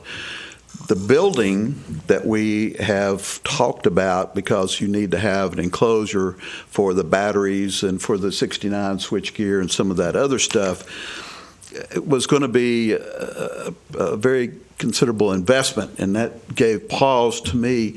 Ted came up, or his crew came up with an option there that really is a type of facility that you can move on site that already has the batteries involved, and you can put the switchgear in there, but its life expectancy is probably 10 to 15 years. And then you would have to revisit, are you going to build a block building in there, or how would you address the enclosure? To me, if the price is what we're working with right now, it sounds very reasonable for a 10 or 15 year depreciation point. So we are still discussing it. That has yet to be a crisis to us, so we haven't made a final decision, but eventually we will. We're taking the last of the oil out of the tanks. We're hoping by tomorrow we will have our contractor on site who will start removing a lot of the piping and cleaning the piping that's in the back. So we'll get those oil tanks sort of isolated. Then we'll go out with the RFP to remove those oil tanks and try to get the thing under control. But we're moving down that route slowly but surely, but by the crisis decision making that we were sort of forced to do, we're rethinking the use of that substation, and especially in the yard itself. So that's where we're Jim, heading. What is the age and approximate condition of the substation itself? Well, the age of the substation is really an issue. You can have those transformers that last, 40 years? Or more. I mean, so the substation is not the issue. The switchgear inside the building is really the issue. They're working on almost 50 years now. And I think that's what happened to switchgear that was really the distribution switchgear that went out of service on us. And so, and the 69 being about that same age, and there's been new technology as to how that switchgear is actually put in place. Mm-hmm. And so, again, we're debating, do you wait to the crisis or do you try to make sure that because as pointed out in the study, there's been a lot of discussion about, do we really need Substation 1? And the answer to that question is yes. It's the connection between us and the island. Right. Well, that's my understanding. When the plant is dismantled, the substation will remain. Is that correct? That is correct, unless the city decides they want to move somewhere. At this point, it will remain. So that's why I was asking about its condition. I mean, can we expect problems with it? Is it the same? No, is it as old as the... No, it's what we affectionately call Big Blue. You really, the answer to the question is there are two different functions. The Big Blue and the switchgear life expectancy are much shorter than what you have out in the yard. Now, that's not to say, God forbid, the lights go out today and the transformer blows up and I'm standing up here and telling you don't worry about it. But the key is that we feel very comfortable with the transformers in the yard. As a matter of fact, we're going to be able to isolate one of those transformers and be able to use as a backup that is still in the switch yard. So we have a little redundancy that it will be available to us in that. But it's the switch gear is our weakness right now. I guess I wasn't sure. When you said you were moving things outside, does that mean that they need to be enclosed, that you need to provide an enclosure yes, ma'am. for them? There will be an enclosure.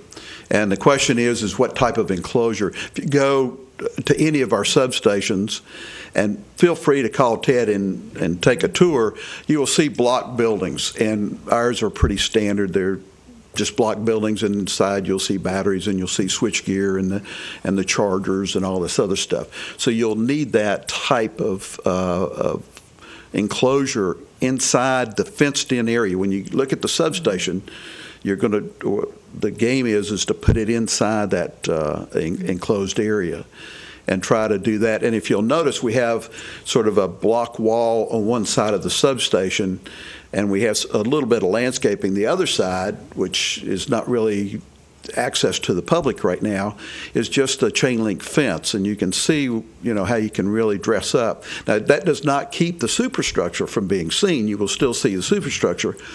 But if you go down 17 or if you go down Indian River Boulevard, we have transmission poles that are up in the air, so it's not something uncommon. I think what a lot of people would prefer not to see is the switchgear and the transformers sitting in the yard itself. Thank you.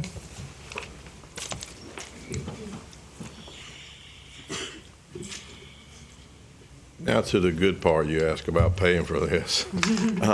This next slide, and Linda was going to go over, I think Ted handed out some details, is you can look at step 1, 2, and 3, and it reemphasizes what we were talking about earlier, that most of your critical infrastructure needs to happen sooner than later because of the reasons the manager mentioned earlier.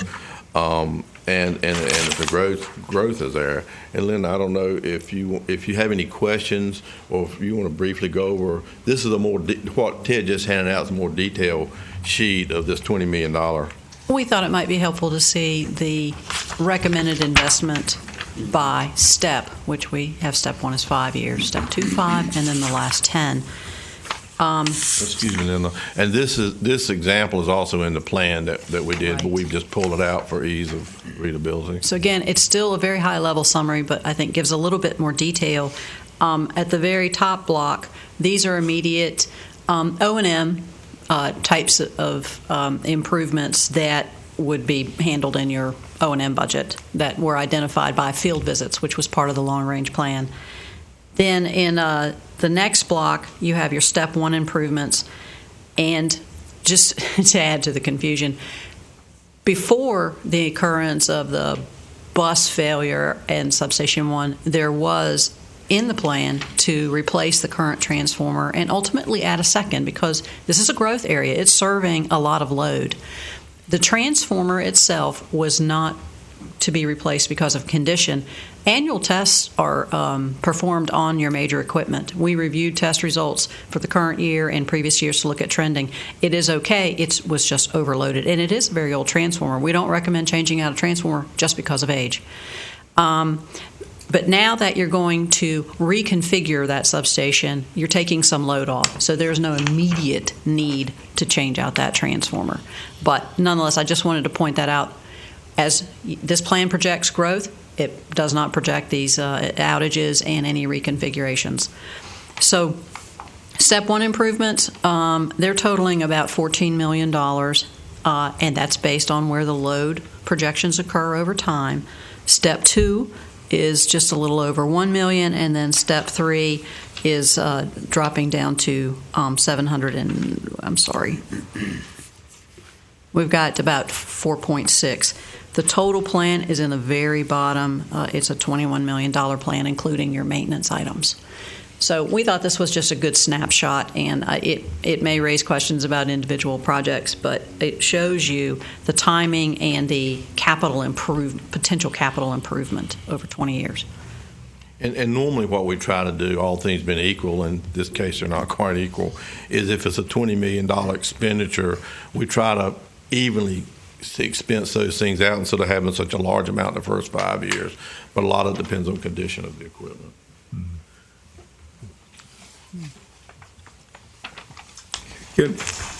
Can I ask Jim a question regarding the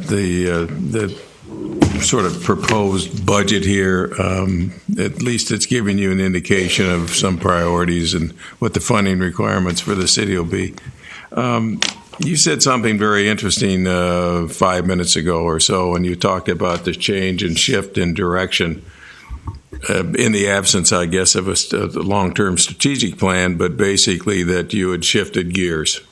And you are now authorizing and beginning to look at expenditures for approval that meet the long-term requirements of this utility. I mean, I think that you, despite some of the language that we hear from time to time from the political side of the city and the commissioners, that they're still open to the idea of a sale.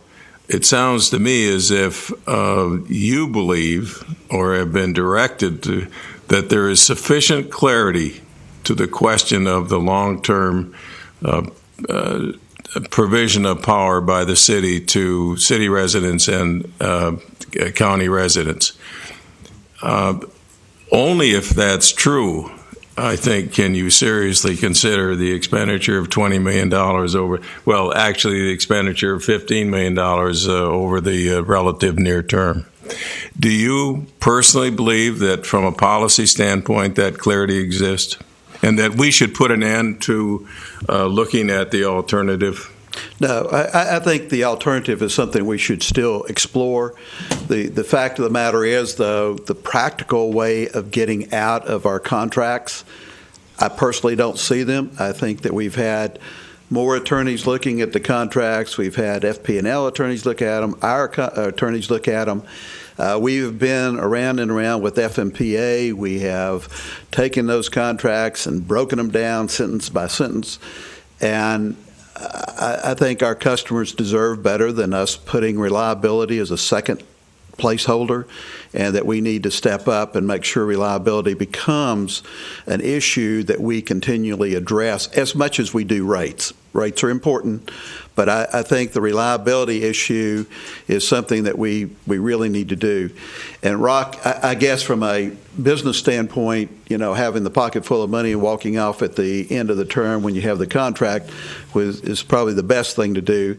But at the same time, we have a responsibility to make sure the lights stay on and that we provide that service. And so I guess from my standpoint, if I saw a window of opportunity and we continually ask FMPA, we continually ask FP&L, is there a window somewhere here that I'm not seeing? And the answer to the question is no one's come up with something viable at this point. And even if we went through the legislative process and somehow determined that the value is $11 million or $50 million, the value is only as good as the guy that wants to buy it. And unfortunately, you got to find a buyer. And at the end of the day, it just comes down to that supply and demand. And it's, basic capitalism. And right now, there is an abundance of supply, and demand is being driven down. Technology's doing that. People are using less and less power. When people change out their air conditioning units, they go to more efficient. They buy a refrigerator, they go to more efficient. And in the good old days when people would have a 2,000 kW purchase. It's now down to 1,000. So it's a different world, different climate that we've got to work in. But it comes back that reliability, I think, is something that, and I take responsibility for that, was something overlooked. And I was looking at cash receipts more than I was at reliability. So for the foreseeable future, you have to plan on our being in the power business. That would be fair to say. I think that the confusion comes from the press or politicians perhaps saying, we're getting out of the power business. And not that that's untrue, it's just not specific. And I think specifically what's being referred to is the closing of the power plant. But that's not getting out of the power business. We're getting out of the power generating business. We're still in the power, and this might not be the correct jargon, please tell me if it's not. We're still in the power transmission business in terms of selling power. We're still in that business. Transmission and distribution will become our forte. Transmission and distribution, thank you. And you're right. There was a lot of confusion. People thought once you sold the power plant, then we were out of the electric business. That's not the case. No, it's not. And so it is one of those. But I will say that the closing of the power plant, in my opinion, was a very good move. We are too small to be in the generation business. We, I think, are much more equipped to be in the transmission and distribution business. And I think with folks that we have in the electric department that have a lot of history with our system, and again, if you take a tour around our substations, the folks that are in the station, not just Ted, but others, will tell you what the history of those have been, the capacity and the capability. I mean, he's running new circuits now to try to take that load off of Substation 1, as RL pointed out. But it's a expenditure that was brought on by two things. One is that we became a little more loose in doing the projects, but the other is the crisis brought it in. And that really was an awakening, especially for me, to go down and say, hey, guys, what are we doing here? And you pull them out of the boxes and you're trying to make a decision because obviously we would not need an enclosure, and that could be somewhere in the neighborhood of $3 million when you put it down to dollars. So it is a number that's real, but at the same time, to rebuild it inside the blue building is questionable. How many enclosures do you think will be necessary? I mean, when the plant has been dismantled, things that you have that are inside the plant that you still will need. We'll only have one enclosure in the yard. Mm-hmm. And again, if you see a substation, there's each one of them, or not all of them, but most of them have an enclosure where you have the battery backups and you have the circuits. And so it's a standard in most of your substations, and so it's not an unusual. It's just unusual that we're moving out. And when the power plant was built, obviously that was a good place to put the breakers and stuff. It was in an enclosure that was there, and it was attached to the being in the yard. So it's one of those that we have sort of changed, but we now see that reliability should be our safety being number one, reliability being number two, and rates being number three. Mm-hmm. And that's the priorities that we've sort of set. Okay. Thank you, Jim. Mm-hmm. I'm going to invite public comment, since I see someone's been patiently waiting. Thank you, Mrs. Chairwoman. Mark Mucher, 617 Indian Lilac Road. I just wanted to address the long-range plan idea for a minute. As a layman and sitting here and listening to all this, it doesn't sound like a long-range plan to me. It sounds like an emergency plan or something that we should have been doing over the last 5 years. So I think it's a little distracting to call, repairs to Substation 1 and the deteriorating underground lines and a lot of these things in the 5-year plan, in the first 5-year plan, which I don't consider long range, but I'm not a planning expert, although I play one on TV,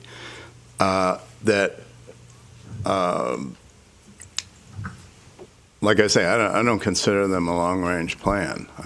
I think it's something that needs to be done in the short term, short range, and in some cases, emergency and very short term. So if you all want to give them some direction to maybe redefine their long-range plan idea and the long-range budgeting, I don't know whether we can budget this $14 million 5 years out, or if it isn't very, very heavily front-loaded.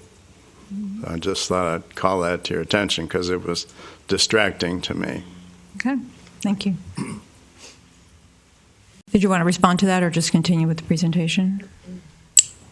One thing I would say is the major piece, and I understand what the gentleman was saying, is the piece of this that makes a long-range plan when we're replacing something now is back what I said earlier. We want to make sure there's not early obsolescence.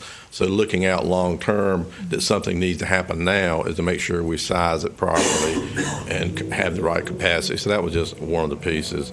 And I agree that the $14 million in step one was a little concerning to us also, because we try not to do that. We try to space it out a little better.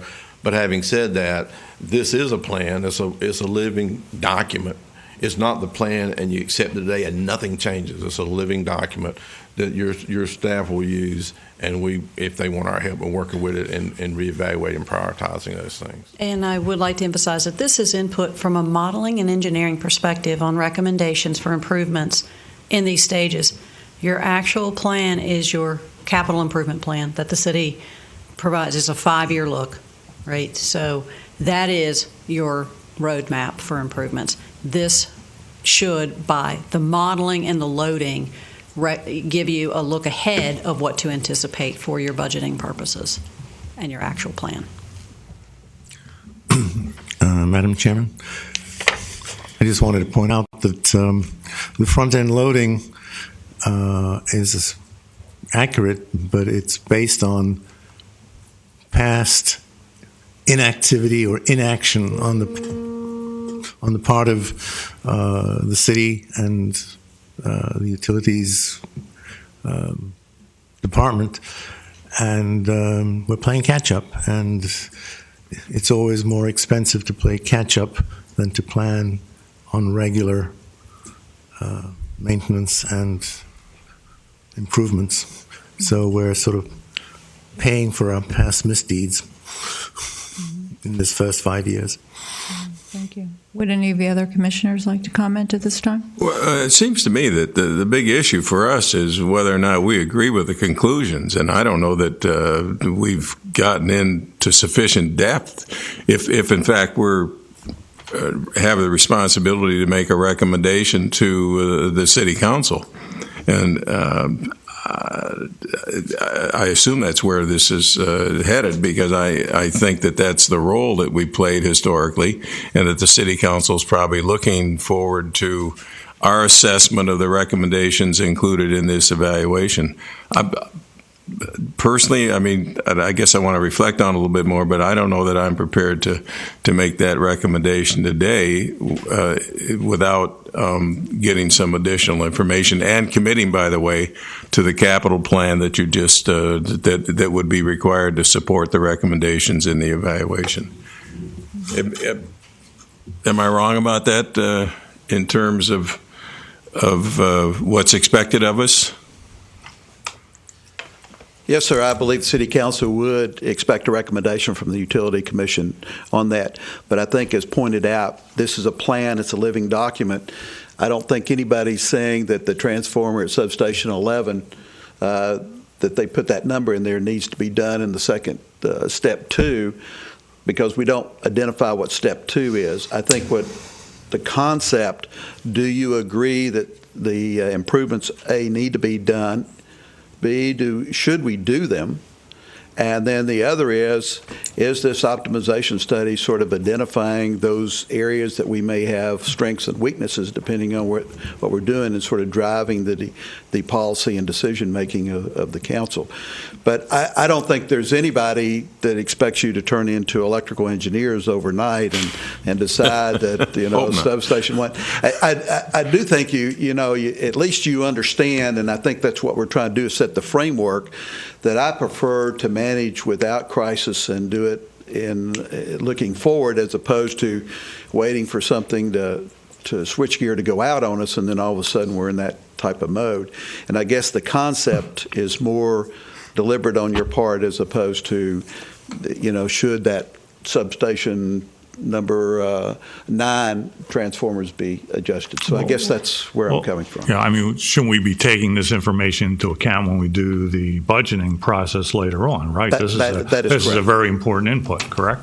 That is correct. If there's a substation up there that's not addressed, and we come in here with a big major project on it, it would be, I think you should be asking us questions as to how in the world did that slip past this optimization. Okay. So, I mean, that's, I think to Jim's point, nobody's an electrical engineer here, and we do have to have reliability. It comes down to how quickly you do it, and very importantly, how we pay for it. Mm-hmm. I agree with you, Commissioner Tonkel, that this is not in-depth information, and I want to thank the Vice Chairman for asking so many questions to try to get to to get to that in-depth information. But beyond that, I'm trying to set this in context in terms of the city budget. The city budget workshops, I think, will be coming up in July, if I remember correctly. This kind of recommendation, is this amount, the amount for this year, because I know you're going out to 20 years here, but for 2016, 2017, how much above and beyond the amount that you would ordinarily expect to be in the budget, to see in the city council budget, would this take us? I'm trying to place it within context of last year. Yeah, there's 2 components that have to be considered in capital projects. One is having the funding availability. The other is the capability of doing it. When we talk about hiring contractors, someone's got to ride herd on those contractors. It's not as easy as just coming in here and go down to Substation 1. Ted's got to produce somebody from the city's perspective to oversee that project, draw up the RFP. So when we present a budget with projects in it and capital projects, and again, this is over a 5-year period, we probably will be just, the proverbial eating of the elephant one bite at a time. And so we will come in with those projects that we actually think that we can accomplish over that next 12 months or in that fiscal year, and by having the resources to do it. And so I think the other perspective of this optimization study, what you've done is you brought in a third party to sort of give an overview, to bring you up to date as to what the overall picture of our electric utility is at this given time. And I think that's sort of the context in which we're working. But on the capital projects, Ted will be proposing capital projects in his budget, and what we can accomplish. He'll have to produce a 5-year CIP, which will show you the projections 5 years out and how he's going to address whatever the issues may be, the undergrounding or the substation. Well, if you recall it, how much money was dedicated to this last year, and if you know it, how much money do you think will be requested this year? The answer is I'm not sure what's going to be requested this year, because last year we were putting money in there for the power plant. I am hoping by the time January rolls around and we're pretty far out from the power plant where we won't have any expenditures.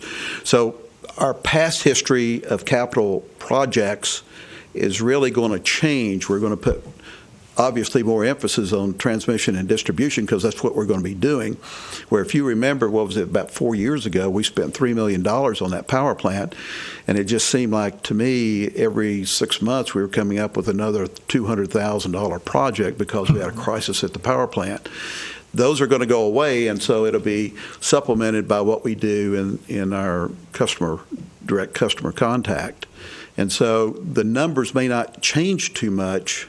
It's just that it shifts to the T&D side as opposed to the power plant side. I have up the operating budget book from the workshop, and it indicates a transfer to renewal and replacement fund under the surplus revenue distribution category for last year. 2015 fiscal year was $3 million. It was supposed to be $4 million this year. So I don't know if that number was changed on the finals. No, but that has not been. I don't think it's been changed. Okay. I mean, you're looking at $14 million here that you have to cover. Some of it cover for renewal and replacement. But frankly, we can change the transfer to the general fund. You got $5.5 million there. That's $22 million over a 5-year time period. That can fund a hell of a lot of capital expenditures. So I think that's something we have to take a look at. Jim, if I could, just for 2 minutes, I'm persuaded by your argument about the shift into reliability, and this is one of the evaluations of what that's going to require for you to meet that objective.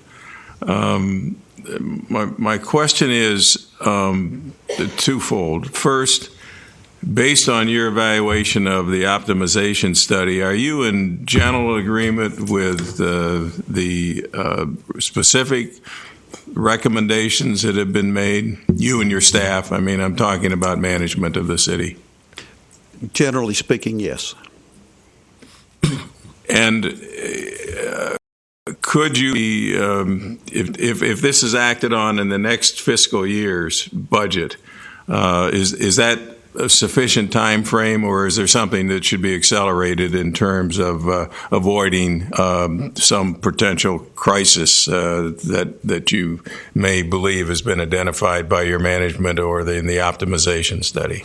No, I think over the next 5 years, 14 million number is an achievable number.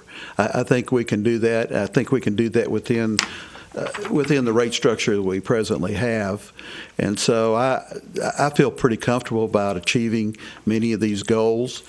And I think that upgrading the technology will relieve us of some maintenance issues as we do these projects. So there is a return on the investment. It doesn't cover the investment right away. It will over time. But I think that the upgrading of a lot of that, the outage issue alone cost us money. I mean, we send 2 linemen out when we have a squirrel that gets cooked in a transformer. And so, it's an awful lot of expense for a squirrel's burial. But we tried to address that, and having squirrel guards, which we started placing on our system, is reducing some of those issues. So, in the industry itself, everybody faces the same type of problems. You've got weather, you've got trees, you've got critters. I mean, it's just the nature of the beast. And a lot of technology has changed to address those particular issues, and now we're starting to put those into our system and upgrade those. But I think this is an achievable number. And again, as RL said, I mean, it may not be 14 million in that step one in the first 5 years. It may only be 12 million, or by crisis may come and it may be 16 million.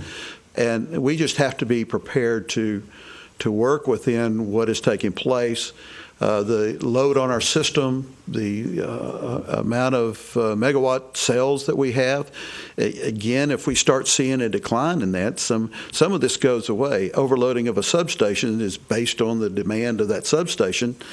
And if everybody and their brother gets solar panels on their houses and in their yards, then some of that issue is addressed. But I think it's a very good roadmap for us. I think it's achievable numbers.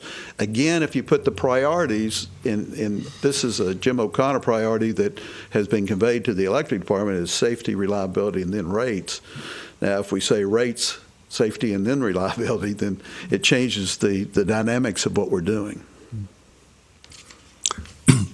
To what extent is a 20-year plan like this dependent on the city having a comparable plan for the overall management or operation of the city as a whole? I mean, if the city doesn't think in 20-year terms, a 20-year plan for the electric utility is not very feasible, because it doesn't. The city is not going. If the city is not thinking in the same terms, they're not going to want to commit to the kind of a plan like that, or they might. This council might commit to it, and 2 years down the road, a new city council comes in and says, "Yeah, we don't like this." So, is there any thought as to other aspects of the city's operation and how those should be? And I'm not saying that this should be the driver, but that the concept of planning long range should be accepted and considered by the city as, for the city operation as a whole. We do plan 20 years out. We have a comprehensive plan approved by the state, at which we're updating as we speak. And so we do have 20-year concepts. Administratively, we continually have 20-year concepts.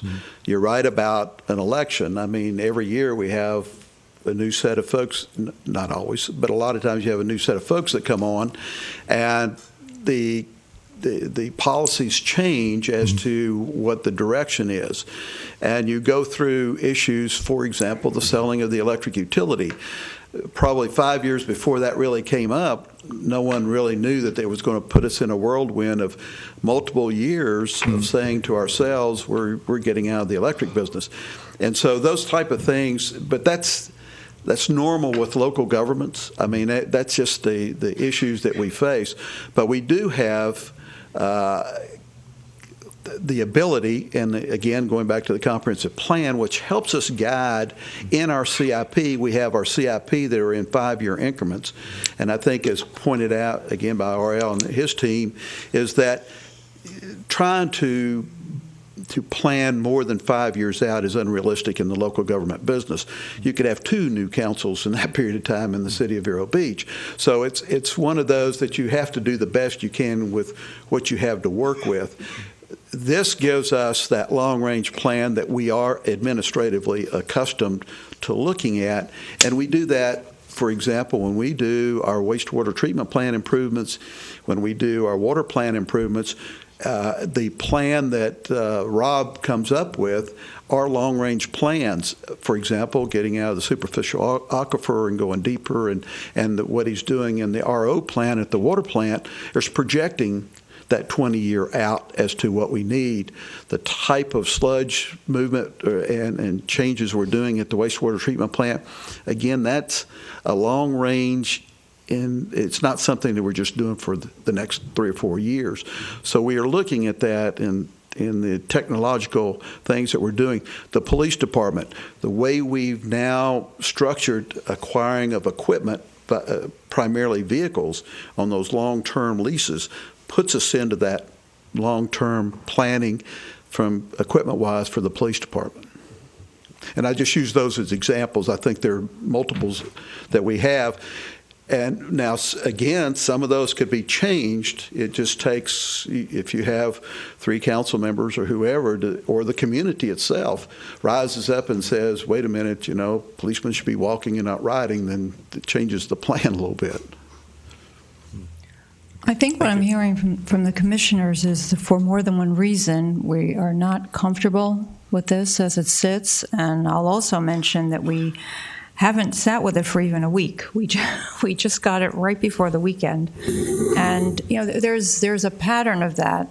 And I hope we can change that pattern where we're not giving things. And I'm not criticizing you, Jim. Yeah. Please don't take it personally. But this has happened many times where we get things at the last minute that are, quite detailed financially. This certainly is. And I would hope to avoid that in the future. But as it so happens, we are already planning to have a joint meeting with the Finance Commission. That's on May 2nd. So I would move that we discuss this at that meeting, at the joint meeting with the Finance Commission. I'm sure they'll have a lot of questions about a $21 million expenditure, and it will give us more time to sit with it and submit additional questions regarding the amount. I mean, I personally think it's important to look at both sides of the coin.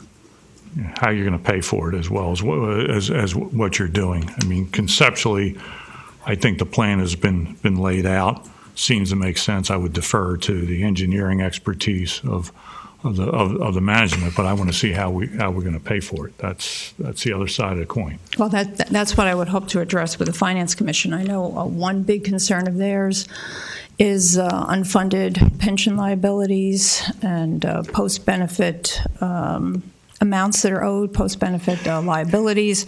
And as I said earlier, how do these expenditures over time, very large expenditures, sit with the overall budget of the city, sit within that context? And I think that the Finance Commission can provide the overall context financially. I understand we're not engineers. Please take your time to do that.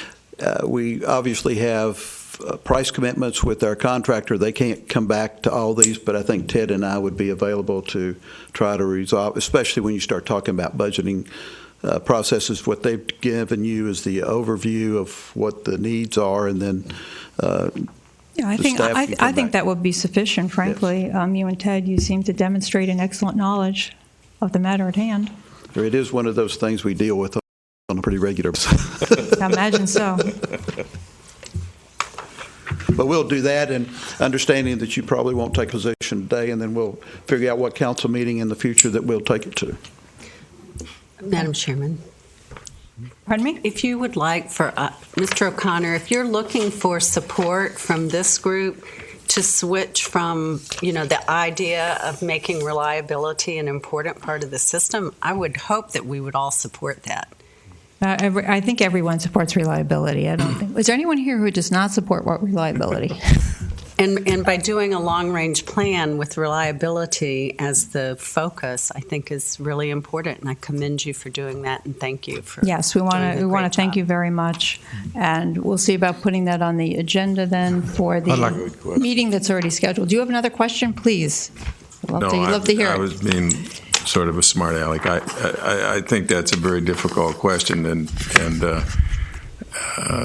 we're supportive, but there's some of us that continue to hold interest in having the utility sold, and that doesn't have any bearing on whether or not we give Jim and the City Council the means to make the necessary improvements that are required in the system. Right, and I appreciate that, because if it should come that there is a way of making it happen, I think the City Council's still on board for that. And what I've done is express my view as to where the priorities that I'm working with Ted to reach. And I guess everybody has their own, but if there's some objection to that, please feel free to voice that, and then we'll hammer it out as much as possible. I'd like to ask Power Services a question about this recommendation. You got the 5-year investment of around $15 million. How much of that would you classify as remedial, and how much is new technology?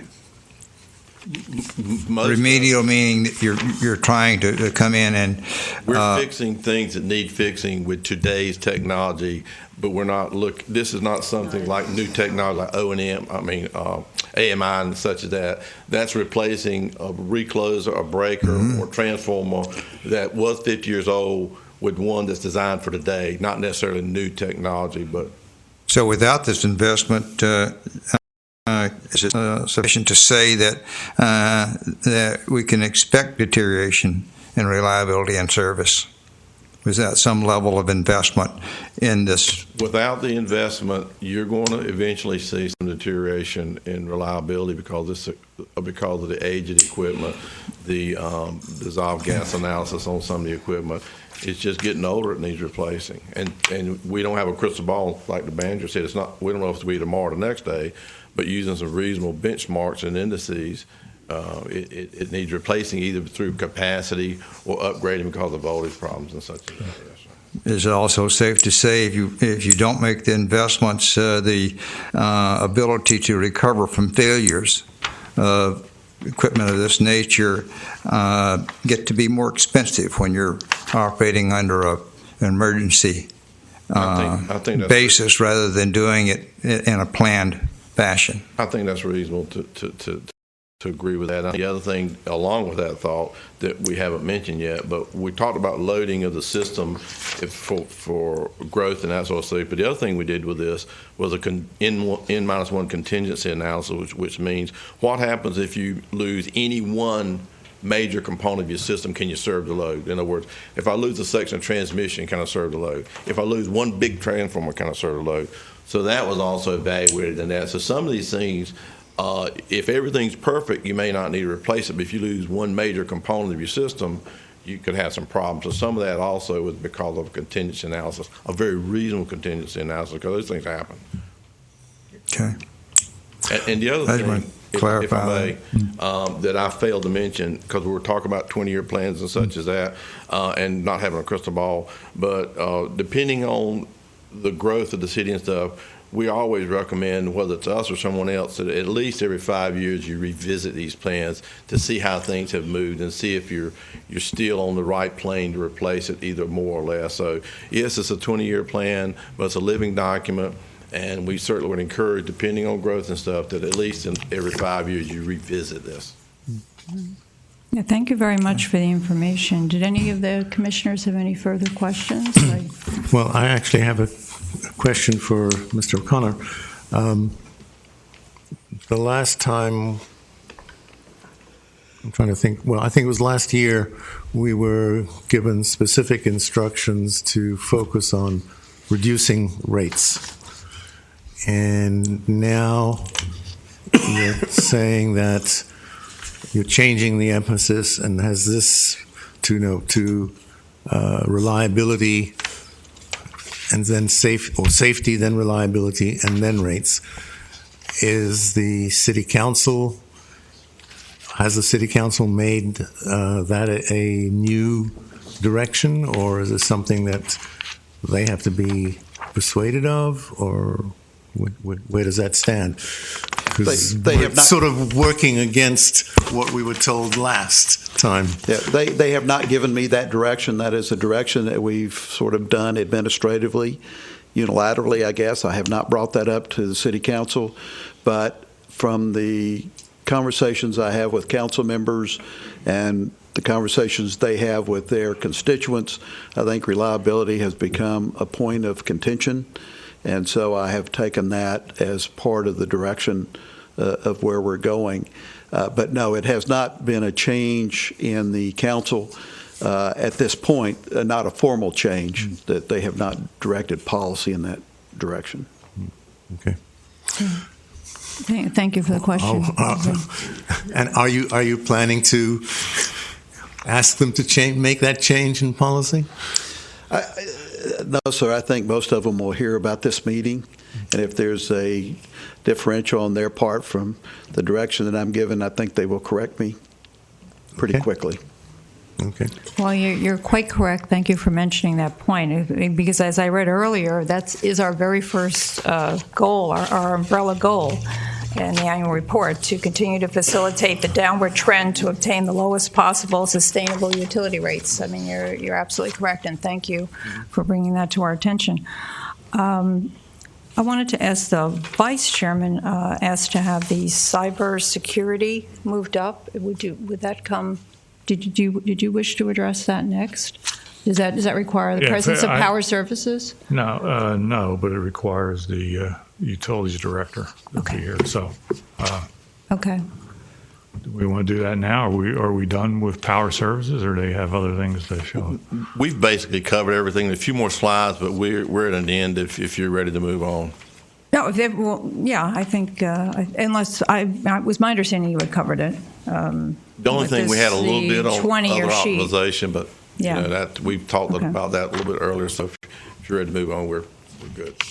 Okay. All right. Well, thank you very much for the information. We certainly appreciate it. Okay. Well, let's turn then to the issue I added, potential cybersecurity vulnerabilities in our utilities system. I circulated a report from Dell talking about attacks against what is known in the acronym in the cybersecurity world is SCADA, stands for Supervisory Control and Data Acquisition Systems. This is something I follow because I have a son who is an information security engineer who's worked for a major defense contractor as well as currently working for the federal government. And there's been a lot of attacks which have been occurring. You've heard about some about dams and other things like that. And these systems tend to be older, these automation systems. In fact, the U.S. government used that against Iran to foul up their centrifuges when trying to develop nuclear weapons. So I just want to get a broad sense without giving any information to potential bad guys about what we're doing about our program regarding making sure our software has proper security patches and any outside reviews. So if you could just kind of go through that quickly, Ted. Okay, yeah, based on our discussion, I think we talked the other day about that. In order to be NERC compliant, okay, we have to be SIP compliant underneath FRCC, critical infrastructure protection, okay, and we are compliant. And we do have an outside company that comes in regularly on a regular basis to oversee our security issues and make sure everything is compliant. Okay. But I can't disclose how we're protected because it's okay. exposure. But in general, they look for vulnerabilities. That is correct. Okay. Yes. Fine. All right. I just wanted to kind of put on the record and make sure that we were doing that. I expected that, but then again, you've seen around the country where things have gotten bad. So that's all I needed, unless anyone else had any other additional questions. Does any other commissioners have comments or questions on that matter? All right, then we'll move to back to the regular agenda, which would be the quarterly report on power outages. I don't know that it will be quarterly, by the way. Having had a discussion with Mr. Fletcher yesterday, as a matter of fact. Hopefully, at some point, it will become more frequent in terms of the reporting. But I'll preface this by saying that this also refer the commissioners back to our goals and to state it for the community. That one of them is to monitor the magnitude, frequency, and duration of power outages as well as the causes. And I'd like to take this opportunity to thank Mr. Fletcher. When I delivered our annual report, the Utilities Commission annual report last week at the City Council meeting, I brought up two outages that I had been asked about, and one having affected several businesses, several restaurants. And Mr. Fletcher was very good in getting back to me, and I will be getting back to the community on that. So thank you. You're welcome. Appreciate the information that you supplied. You're welcome. And I'll let you make your presentation. Thank you. Okay, based on what Laura and I discussed yesterday, and I kind of agree with her, I think you would want to review that information once a month rather than looking at that information 3 months out. So the first sheet where, we're benchmarked against the other cities, and I provided the LBAR. That's totally your decision if you want to have that information. I just need input from the commission.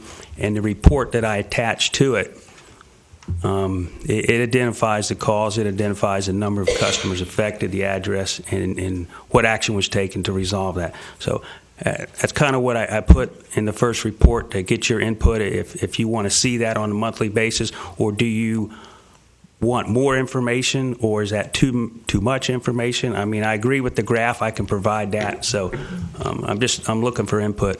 Yeah, I mean, in terms of the graph, I'd like to see the monthlies, but then also say a trailing trend, say 6 months and 1 year, since you can have a spike in a particular month, and then see it relative to the averages of the utilities that you have here. Now this is the LBAR, which you're using the consultants. That's the same as the CADA, the Customer Average Interruption Duration Index. Are they the same thing? The LBAR and right. It's all on that same. And that's a report that's generated through FMPA. Okay. We provide the numbers. I mean, it would be nice to have the other one that they put in there, the SATA, the System Average Interruption Duration Index, as well. If they felt it was important enough to put in there, I think That was, let's look at that. That's what you look at. Okay. That was my first. Okay. All right. I didn't. I don't think we got. Did we get the second page? We didn't. Okay. We only got the first page. Right, and I didn't provide the second page because based on what Laura and I discussed yesterday, that was kind of what we would provide now and get the input from the commission on how they wanted to move forward. Okay. All right. I'll need a copy of that. Okay. Okay. I think these for an individual monthly report, just me speaking personally, are great. But seeing the graphs to see the trends would be useful as well, on both pages. So. Mm-hmm. Okay. Okay. I guess I may ask if Laura or whoever provide me in an email format what you're looking for. You tell me you're looking for the graph and all that, so I can have. Well, would you like me to put together a sample graph? I can do the graph. Just tell me what you're looking for. I mean, if everything is sufficient in the report that I provided, do you still want to continue that format, or are you looking for something else besides a graph? Speaking for myself personally, just seeing the graph with the monthly and the 6 month and 12-month trails with this information would be fine. Great. Okay, I can do that. Yeah, I think what the vice chair is referring to is placing it within context, mm-hmm. which I think is an excellent idea, and probably what most, if not all, had in mind at any rate. Because it's. Of course, you'll take it month by month, but you need to see it within the context. Right. And we discussed that yesterday. There's in the future, will there be a lag time? We talked about that the city information was available, but the information outside the city was not available for an extra month. If I understood it correctly. You did understand it correctly. The actual city information we have up to date that we can get those numbers from FMPA. Now, FMPA was always a month behind because the other cities have not provided their numbers yet. Mm-hmm. And that was on the 10th or 11th that we were trying to gather that information. So they're always, 20 or 25 days a month behind. Yeah, okay. And that's at this point. I mean, hopefully in the future the information will be easier to obtain. I think you alluded to that yesterday. I did in that our discussion concerning OMS, outage management system. A lot of this information is going to be so much easier to gather because it's already in the system. I'm not having to go to 2 or 3 different databases and to pull that information. So OMS is really going to make it much simpler. Yeah, and OMS for the commissioners and the community, OMS is Outage Management System. That's correct? Mm-hmm. And that will be coming into play in the next few months. I think August was mentioned. Is that correct? So at that point, we'll have additional options in terms of the information that we look at, that it will be easier to gather. Yes, ma'am. And easier to review. Is that correct? That is correct. Okay, great. Thank you. Would anyone else like to care to comment? Well, I don't know the answer to this, so I'm going to ask. Would typically, and given this specific report, is this something that can be handled with your staff 100% of the time, or are there contractors that sometimes you rely on that have to participate in solving the particular problem? No, to answer your question, this is all done in-house. We take care of that information in-house. And that's typical of almost everything, unless it's a major system breakdown or something. Yes, sir. Thanks. Any other comments or questions, suggestions regarding the study report on power outages? Oh, do we have public comment on power outages? Mark Mucher again. Ted would be disappointed if I didn't get up. I didn't see a report other than that one spreadsheet. Was there? There was a second page. A narrative. Well, but was there a narrative? Or I guess if I were sitting up there and from my seat back here, what I would like to see is kind of a list of the major outages, what caused them, and what is being done. Correct. So that hopefully they wouldn't, the same thing wouldn't happen again. Just so you know, I did see a list of outages. It was not arranged that way. Could that be done? Could you arrange them in terms of the number of customers affected? I mean, the information you gave me, for example, there were 2 outages that I was questioned about, and one of them involved a few hundred people, and the other one involved a few thousand people. So, I think that's a legitimate point. Would you be able to arrange it that way without going to too much trouble in terms of the number of customers that were affected by an outage, and perhaps we look at the top 10 or something like that? Yeah, that can be done. I can arrange that. For example, the problem at the sub 1 or the power plant, I don't know what all these sub numbers mean, but the problem at the substation at the power plant, was it a bus failure, and we know what caused it, and I understand there's going to be some major repairs or changes required, but those are the kind of things that I think the public's interested in. Right. That was a bus tie breaker failure that caused problems on the bus that caused that to fail, which opened up the rest of the circuits. Mm-hmm. And that's being repaired? That is in the process of being done right now. That is correct. What's happening? Actually, and that was a discussion before, everything's going to be relocated to the outside. Okay. In open bus duct atmosphere. And I hope you don't mind, but what's the progress on the new switchgear at Fred Hurt? Construction's supposed to start, I believe, in 3 weeks on that. Oh, okay. So that's something that, the council approved $500,000 for months and months ago, but of course it takes time to right. get it in There's place. lead time on the material and everything. Sure. Analysis. Understand. Thank you. Mm-hmm. Thank you. Any other comments, questions, suggestions from commissioners on this matter? All right, then we can. Thank you very much, Mr. Fletcher. I appreciate your time. And, You're welcome. And I plan to make a tour of the facilities. I think it would be beneficial to come out and really. I know Mr. LaPointe's come out, so it gives you an idea how we operate and what we do out there. And I took a tour of the power plant last year, but somehow I missed the substation. Darn, I don't know how that could have happened, but I'm going to have to go back. So if it's not a construction site, I'm going to tour that substation. Thank you, Mr. Fletcher. All right, the next item we have is Mr. Bolton.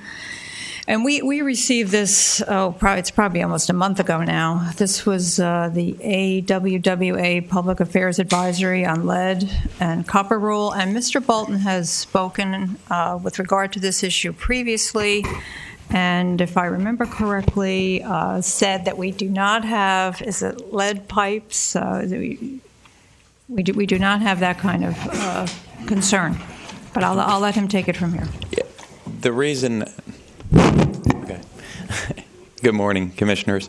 The reason that I sent that to you was kind of in response to Commissioner Baczynski, where he had sent us, or he had at the last meeting, an article that you had found online and dealing with lead. And so I had sent that out afterwards because what I received, and we received notifications from AWWA and other sources that are out there on, they call them utility alerts. So they could be anything from a terrorist act or cyber problems or an advisory that, hey, they have these articles now that some type of media outlet is created that is wreaking havoc with their customers. So we're letting you know and beware that you may have an increased number of calls because they may be picking it up online or watching the news from another state or something like that. So we received that, and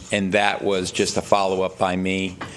When I see those things that may lead to you may be out and about and you get questions from somebody that read something, I will try to forward those on to the utility commission. It is helpful, thank you. And so that was what that one was. But yes, we do not have any lead issues that you'd normally have seen with Flint, Michigan, and I think the last discussion that we had was on lead sampling.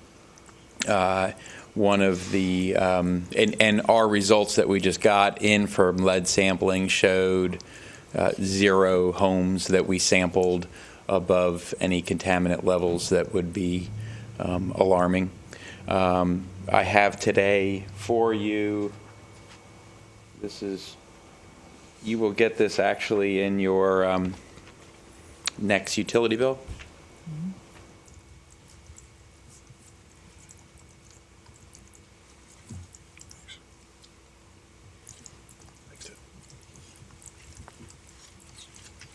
Thank you.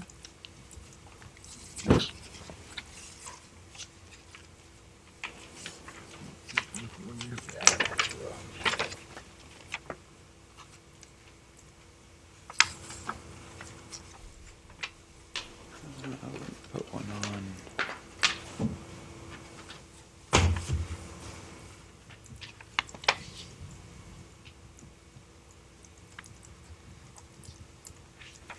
This is our yearly consumer confidence report. So it's a water quality report. It tells you what's in our water system. It does and does not tell you what's in our water system because we're only allowed to list in here things that would be of concern or things that show contamination. So people look at it and go, wow, is that all you're testing for? No, we're testing for a lot of other stuff.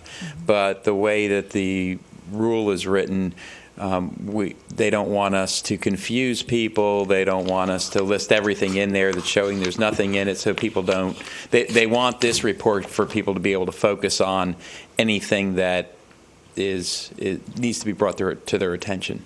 So if you look at the report down at the, it would be the 1, 2, 3, 4th blue center on the back. Open it up to the back there. Be the 4th one down, and you see lead. And if you look at it, the number of sample sites which exceed the action level is 0. So we didn't have any that exceeded the action level. And 90th percentile, so 90% of the samples that we took were below 1. The action level would be if something was above 15. So we do not necessarily have. I would tend to say we don't really have any lead issues with our system. Now, that is where we're taking samples, and we brought this up before. Was there are things that people can do from a precautionary standpoint that would tend to aid in not having any lead issues, because we can produce the water to your home. However, some of the things that you might do in your own home may cause problems for you as a consumer. So one thing is people have a tendency to put water softeners on their system. We produce water that is what we would say slightly aggressive or moderately aggressive, and we try to control that softness to where it is not hard but not soft. The softer you make the water, the more aggressive the water becomes. So if somebody takes our water and then puts a water softener on it and really makes it soft, it could start forcing it towards the aggressive side. And if they have an older home, you could start creating lead and copper issues internally. Another thing is define aggressive for me, please. Aggressive, well, there's another slide for you.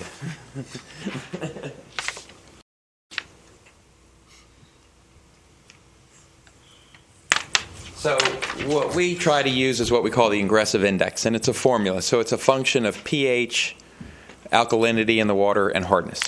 A majority of the control of aggressiveness in the water. So if you look at this chart, you'll say anything below a 10 is aggressive. So that's going to have a tendency to cause issues with lead and leaching into the water system itself. Anything that's above a 12 is non-aggressive completely. You're not going to really be worried about anything. The range that you shoot for, or really the range that you can shoot for, because if you get numbers above a 12, say for our water, you're going to be really hard water. People are going to be calling, they're going to be complaining, they're going to have issues with the water quality that you have. So our range that we work in is The range that you can work in, which we consider moderately aggressive, is 10 to 11.9. We typically are running right now at 11.3 to 11.4 with our reverse osmosis plant on. When the reverse osmosis plant is off, we have a tendency to run 11.5, 11.6. Right now, we're adjusting our hardness up a little. We've been running probably in the 80 to 90 range, which is pretty soft water. We're going to try to back that to about 120. Hopefully, we'll achieve a number that's around 11.7 to 11.8. So if you look at it, we're pretty much right on the border of what they consider non-aggressive water. That's one way of controlling lead issues that are in your system. The other issue that you would have is you don't have any lead service lines or any lead pipes or anything in your water system that may cause a problem. We don't have any of those.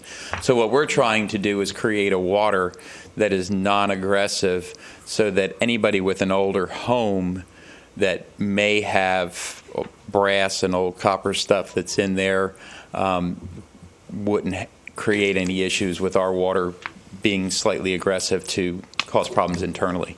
I know one of the questions that Commissioner Otwater had last time was, well, why are you sampling the same places? Why don't you do different?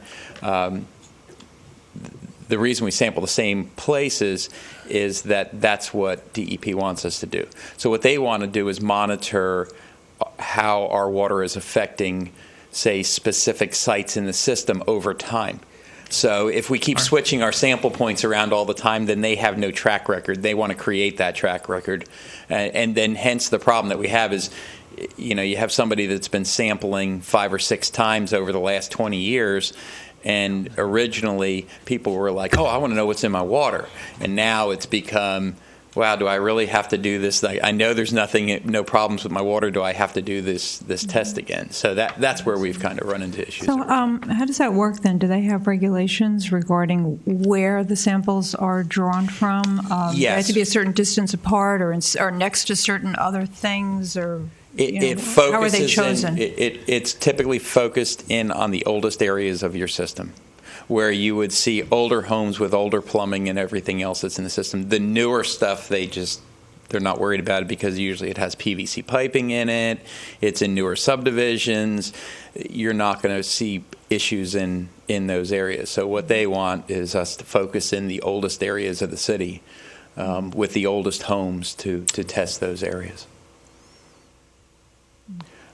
So really, as we move forward, we talked that as we put more reverse osmosis online, we will be paying attention to this and backing off of even more backing off of how much we treat at the lime softening plant, so that the blended water that we would have will remain, non-aggressive. So. Mm-hmm. And what now was it 60-40 between the reverse osmosis and the lime, or what's the proper term for that? Yes, we currently we use probably 60% lime softened water to 40% reverse osmosis. Mm-hmm. In the future, with our expansion, we will be running kind of the other way. It'll be 60% reverse osmosis to 40% lime softening. The range that we will work in that blend will be a 1-to-1 reverse osmosis to lime softening, up to a 2-to-1 reverse osmosis to lime softening. So the benefit of the lime softening plant versus other cities, counties, or whatever will blend around. So they'll blend raw water back around the treated water to put back in some hardness and put back in some certain minerals.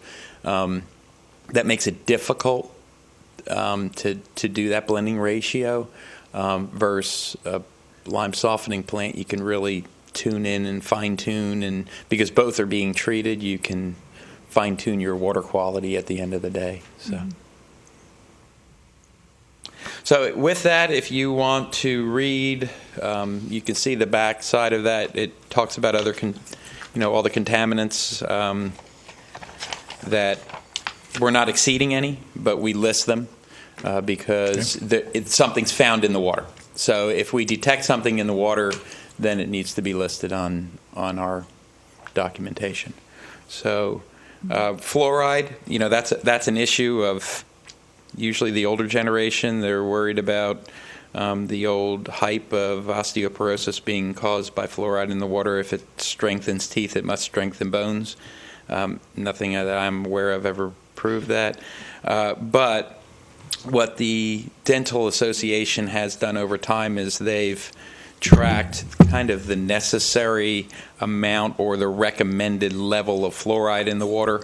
So years ago, we probably put out 1.2 parts per million. Now, over time, what they've figured out is most all the toothpaste out there have fluoride in it. There's fluoride rinses, there's fluoride bottled water, there's fluoride treatment at the dentist.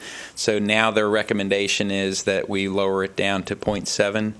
I think that was 6-7 years ago, and we've followed suit. So if you look at that, we're hovering right at that 0.7 level is what we put out. Now, the contaminant level is 4, but we've never exceeded a 4. So mercury and nitrates and sodium are all natural things that you're going to find in the groundwater supply.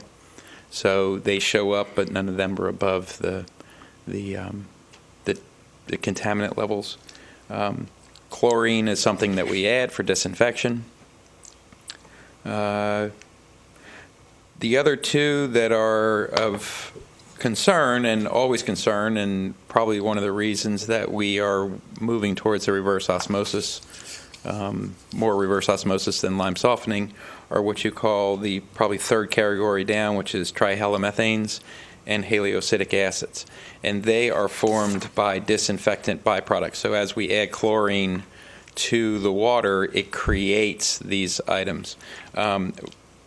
Years ago, we moved to chloramine disinfection from chlorine disinfection because when you disinfect with chlorine and there are organic matter in the water supply itself, it forms what they call the trihalomethanes or THMs. By going to a chloramine disinfection, it stops that reaction from occurring in time.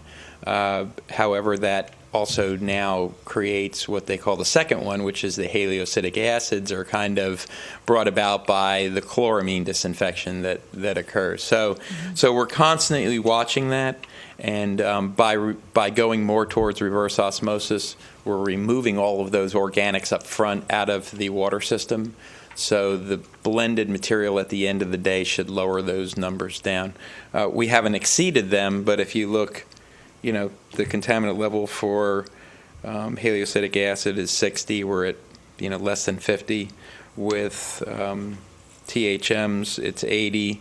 We're less than 50 also. So it's an area of concern, especially as your wells get older and the water supply. Your chances are you may run into more issues over time. The level below that is lead and copper, as we talked about. Then you have total coliform. Total coliform is typically anything that's in your water distribution system that you may run into a coliform bacteria. My experience over time is most of these times that we've ever run into a sample that has it, it's not E. coli, it's not anything else. Usually it's because of the sampling tap itself is not clean, or a dirt dauber climbs up in there, or a spider or a dog comes along and does something on it, or something along those things that occur. And years ago they used to allow us to torch, so you could take a torch and torch, say, a copper sample, and to kill off anything that's there, run the water for a period of time, and then take a sample of the water. You're not allowed to do that anymore. So now you manually have to scrub, and clean the sample points. Since we've switched from having staff that did all the sampling and did all the testing to an outside testing lab, we've seen an increase in those failures. I think most of it is because they're not going to clean the sample taps. They're not going to do anything. They're just going to go out there and catch a quick sample of water and take it back to the lab. In talking with other cities that had issues with creeping that number up towards a violation, or they exceeded a violation, one of the things that they did is they took back over the sampling, put somebody full-time on making sure those sampling taps were clean prior to any samples being taken, and they no longer have those issues. So in this upcoming year, in fact, this upcoming month, that's what we are doing. We are it's time for our lab services to go back out to contract. So we are removing that part of the sampling from the distribution system, and we are looking at next year putting one person into our budget to handle that sampling. Also, we have line locates that have increased with the increase in the amount of activity you see out there with home building and construction and going on. We're kind of short-staffed on that, so we're going to hire one individual to do both the sampling and split the other costs with Ted, who we do their electric locating work for them. So you'll see that in the upcoming budget. The savings from the sampling of the distribution system is probably around $20,000, so that'll partially fund that position anyhow. We won't be paying an outside laboratory services to do that work. Other things that a consumer, one of the items that you had on there is what can a consumer do to look at, reducing their chance at lead exposure. The main thing is if they are gone for a long period of time, the best thing that they can do is run their tap water for 30 seconds to a couple minutes when they return if they're going to be consuming it. One of the other things that they can do is if they are, in fact, have an under-the-counter reverse osmosis system that might be lowering, the alkalinity or the hardness in the water, that's going to change that aggressive index that we have that we're putting out.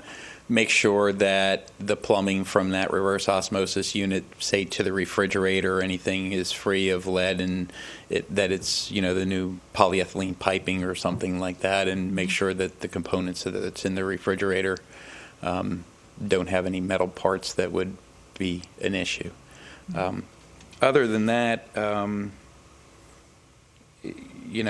use cold water for cooking and preparing any baby formula is another key item that they talk about. The warmer the water, the more chance that you would have, because lead's a soft metal, the more chance that you have of lead contamination. Do not boil water to remove lead. It's not going to do that. It's going to just create more issues. And identify your plumbing fixtures. If you have plumbing fixtures that are very old, you can update your plumbing fixtures to remove your potential. So other than that. So was there a year when they started changing plumbing fixtures from lead to something else? Like if your house is built prior to a certain year, is it a higher risk? There have been stages. So I'm thinking probably back about 20 years ago, they went and started with regulating the amount of lead that could be in brass. And then recently, in the last 2 years, they call it now enviro brass, where there's no lead in the brass itself. And I say that because it's regulated us with our meters. A lot of it, the regulation imposed that we made sure that all of our meters were compliant, because our meters are made out of brass. That's measuring your water supply. So I would say it was probably 20 years. It was probably before 20 years ago. It was right when I was coming into the workforce that they did. So 25 years ago, they changed the... So if your house is 30 years old, there's a chance you have some lead pipe in it? Usually your 1950s, 60s, or 70s homes are the ones that you would have a tendency to worry about. If you're in the 80s, 90s, or newer, you typically don't have the issues like you had in the 50s, 60s, and 70s homes. Yeah. Well, that's good to know. Do any other commissioners have questions for Mr. Bolton or comments? Is there anything else you would care to say, Mr. Bolton? No, that's it. Okay. Thank you. If you have any questions, give us a call. Okay, thank you. Appreciate that. The next item, and I think it's the last one under new business, is a follow-up to the FMPA presentation on solar power, and that's our vice chairman. Okay. All right. And I have some additional handouts. So I'll pass those along. Jim, I actually, since the audience is thinned out, I think I have a copy for everybody out there if they would like. And thank you. Here, so. Okay, back on March 8th, Michelle Jackson from FMPA gave a presentation on a solar PV project that they were evaluating. And as you may recall from the meeting, I was extremely troubled by a lot of the statements that she made. And I was looking back at my notes, and I thought, well, geez, you know what, maybe I exaggerated what she said. And then I checked the deputy city clerk's notes, and they matched up exactly, particularly about that the cost of electricity, according to them, compared to a traditional technology, the cost of electricity from a solar PV plant is 78% greater than from a natural gas-fired combined cycle facility. And those numbers just didn't make any sense to me. So I started going out on the internet, and I found a checklist from the National Renewable Energy Labs for municipals that they wanted to do a solar project where they were buying the power through a PPA, power production agreement. But the numbers were kind of old. So I found a contact at the Department of Energy, a financial analyst up in D.C., and he suggested that the big presentation that came in the email from you folks, Utility Scale Solar 2014, was the most up-to-date information, and that was put together by Lawrence Berkeley National Lab. So that ran about 20 pages. I asked you just to look at 4 pages. These are actually in a subset of those 4 pages because I did some additional research. So I know it's approaching the noontime hour, so I'll go pretty quickly. If you go to the second page of the handout, what they have done is it would be the page numbered 17. It says levelized PPA prices have fallen by more than 2/3 since 2009. You can see graphically how they have moved down substantially to ranges of about, depending on how you look at the circles, about $50 to $100 a megawatt hour. And then what I drew in is the bill costs from the financial statements for fiscal year 2015 for what FMPA bills, and that's roughly where it is in that red number. So the green circles indicate that what's coming out now is actually below their bill cost, not 78% higher. And then what I did on the next couple of pages, if you turn to the page where it says apparent deep market at these low PPA rates, I wrote in the actual bill cost per megawatt hour since we buy a lot of this power from these plants. And you can see it ranges, as you would expect. St. Lucie is the lowest, right around just below $80 a megawatt hour, all the way up to Tri-Cities at the bill cost of $102 an hour. And they're directly off their financial statements. So look at those numbers relative to what I've highlighted. 45 megawatt an hour, 40 to 50, 50 to 60. You can see all the numbers down here. So consistently around the country, the cost of solar power that's being implemented is coming in at numbers lower than their base load numbers, not 78% higher. And when I had this verbal discussion with this gentleman from the DOE, and I mentioned what FMPA told me, he made a very derisive sound over the telephone before he directed me to these numbers here. And then if you go on the last page, they're saying using aggressive but achievable empirical data drawn from the slide deck yields a real levelized PPA price of $43.50 a megawatt hour, consistent with the data sample. So in other words, the guys that put these together, the PhDs, thought that going forward, that's roughly where they thought it would come in. And when they put this study together, the investment tax credit had not been extended at that point. So they had in here, for example, it reverts back to 10%. From 30% in 2017, and it says a PPA price would be $54 a megawatt hour. So, I mean, there are projections which are subject to error. But, going to the previous page, these are contracts which are actually getting done. So I just want to, bring this forward I'd be very skeptical of getting involved with FMPA on solar power based on these numbers that are out here. From what I would expect to be a well-researched third-party source. So I think solar power does make sense, but not the way FMP does it. And I reference again going back to the deputy city clerk's notes. Ms. Jackson said at their board meeting, referring to FMPA's board, they all acknowledged that they were not making a decision for solar based on economics. It was because customers want it. Guess what? The answer is no on that based on these numbers here. So if you get involved with FMPA, hold on to your wallet very tight. So welcome any comments.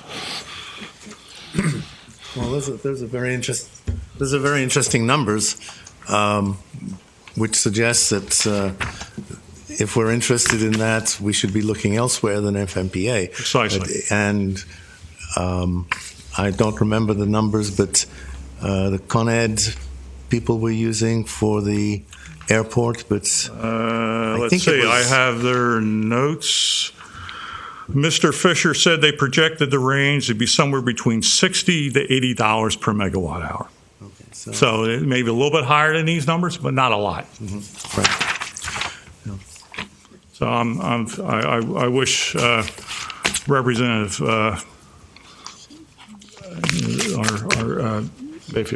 Mayfield, sorry, I'm having brainstorm. Representative Mayfield had stayed for this part of the thing, so I'll try to get the information to her. So.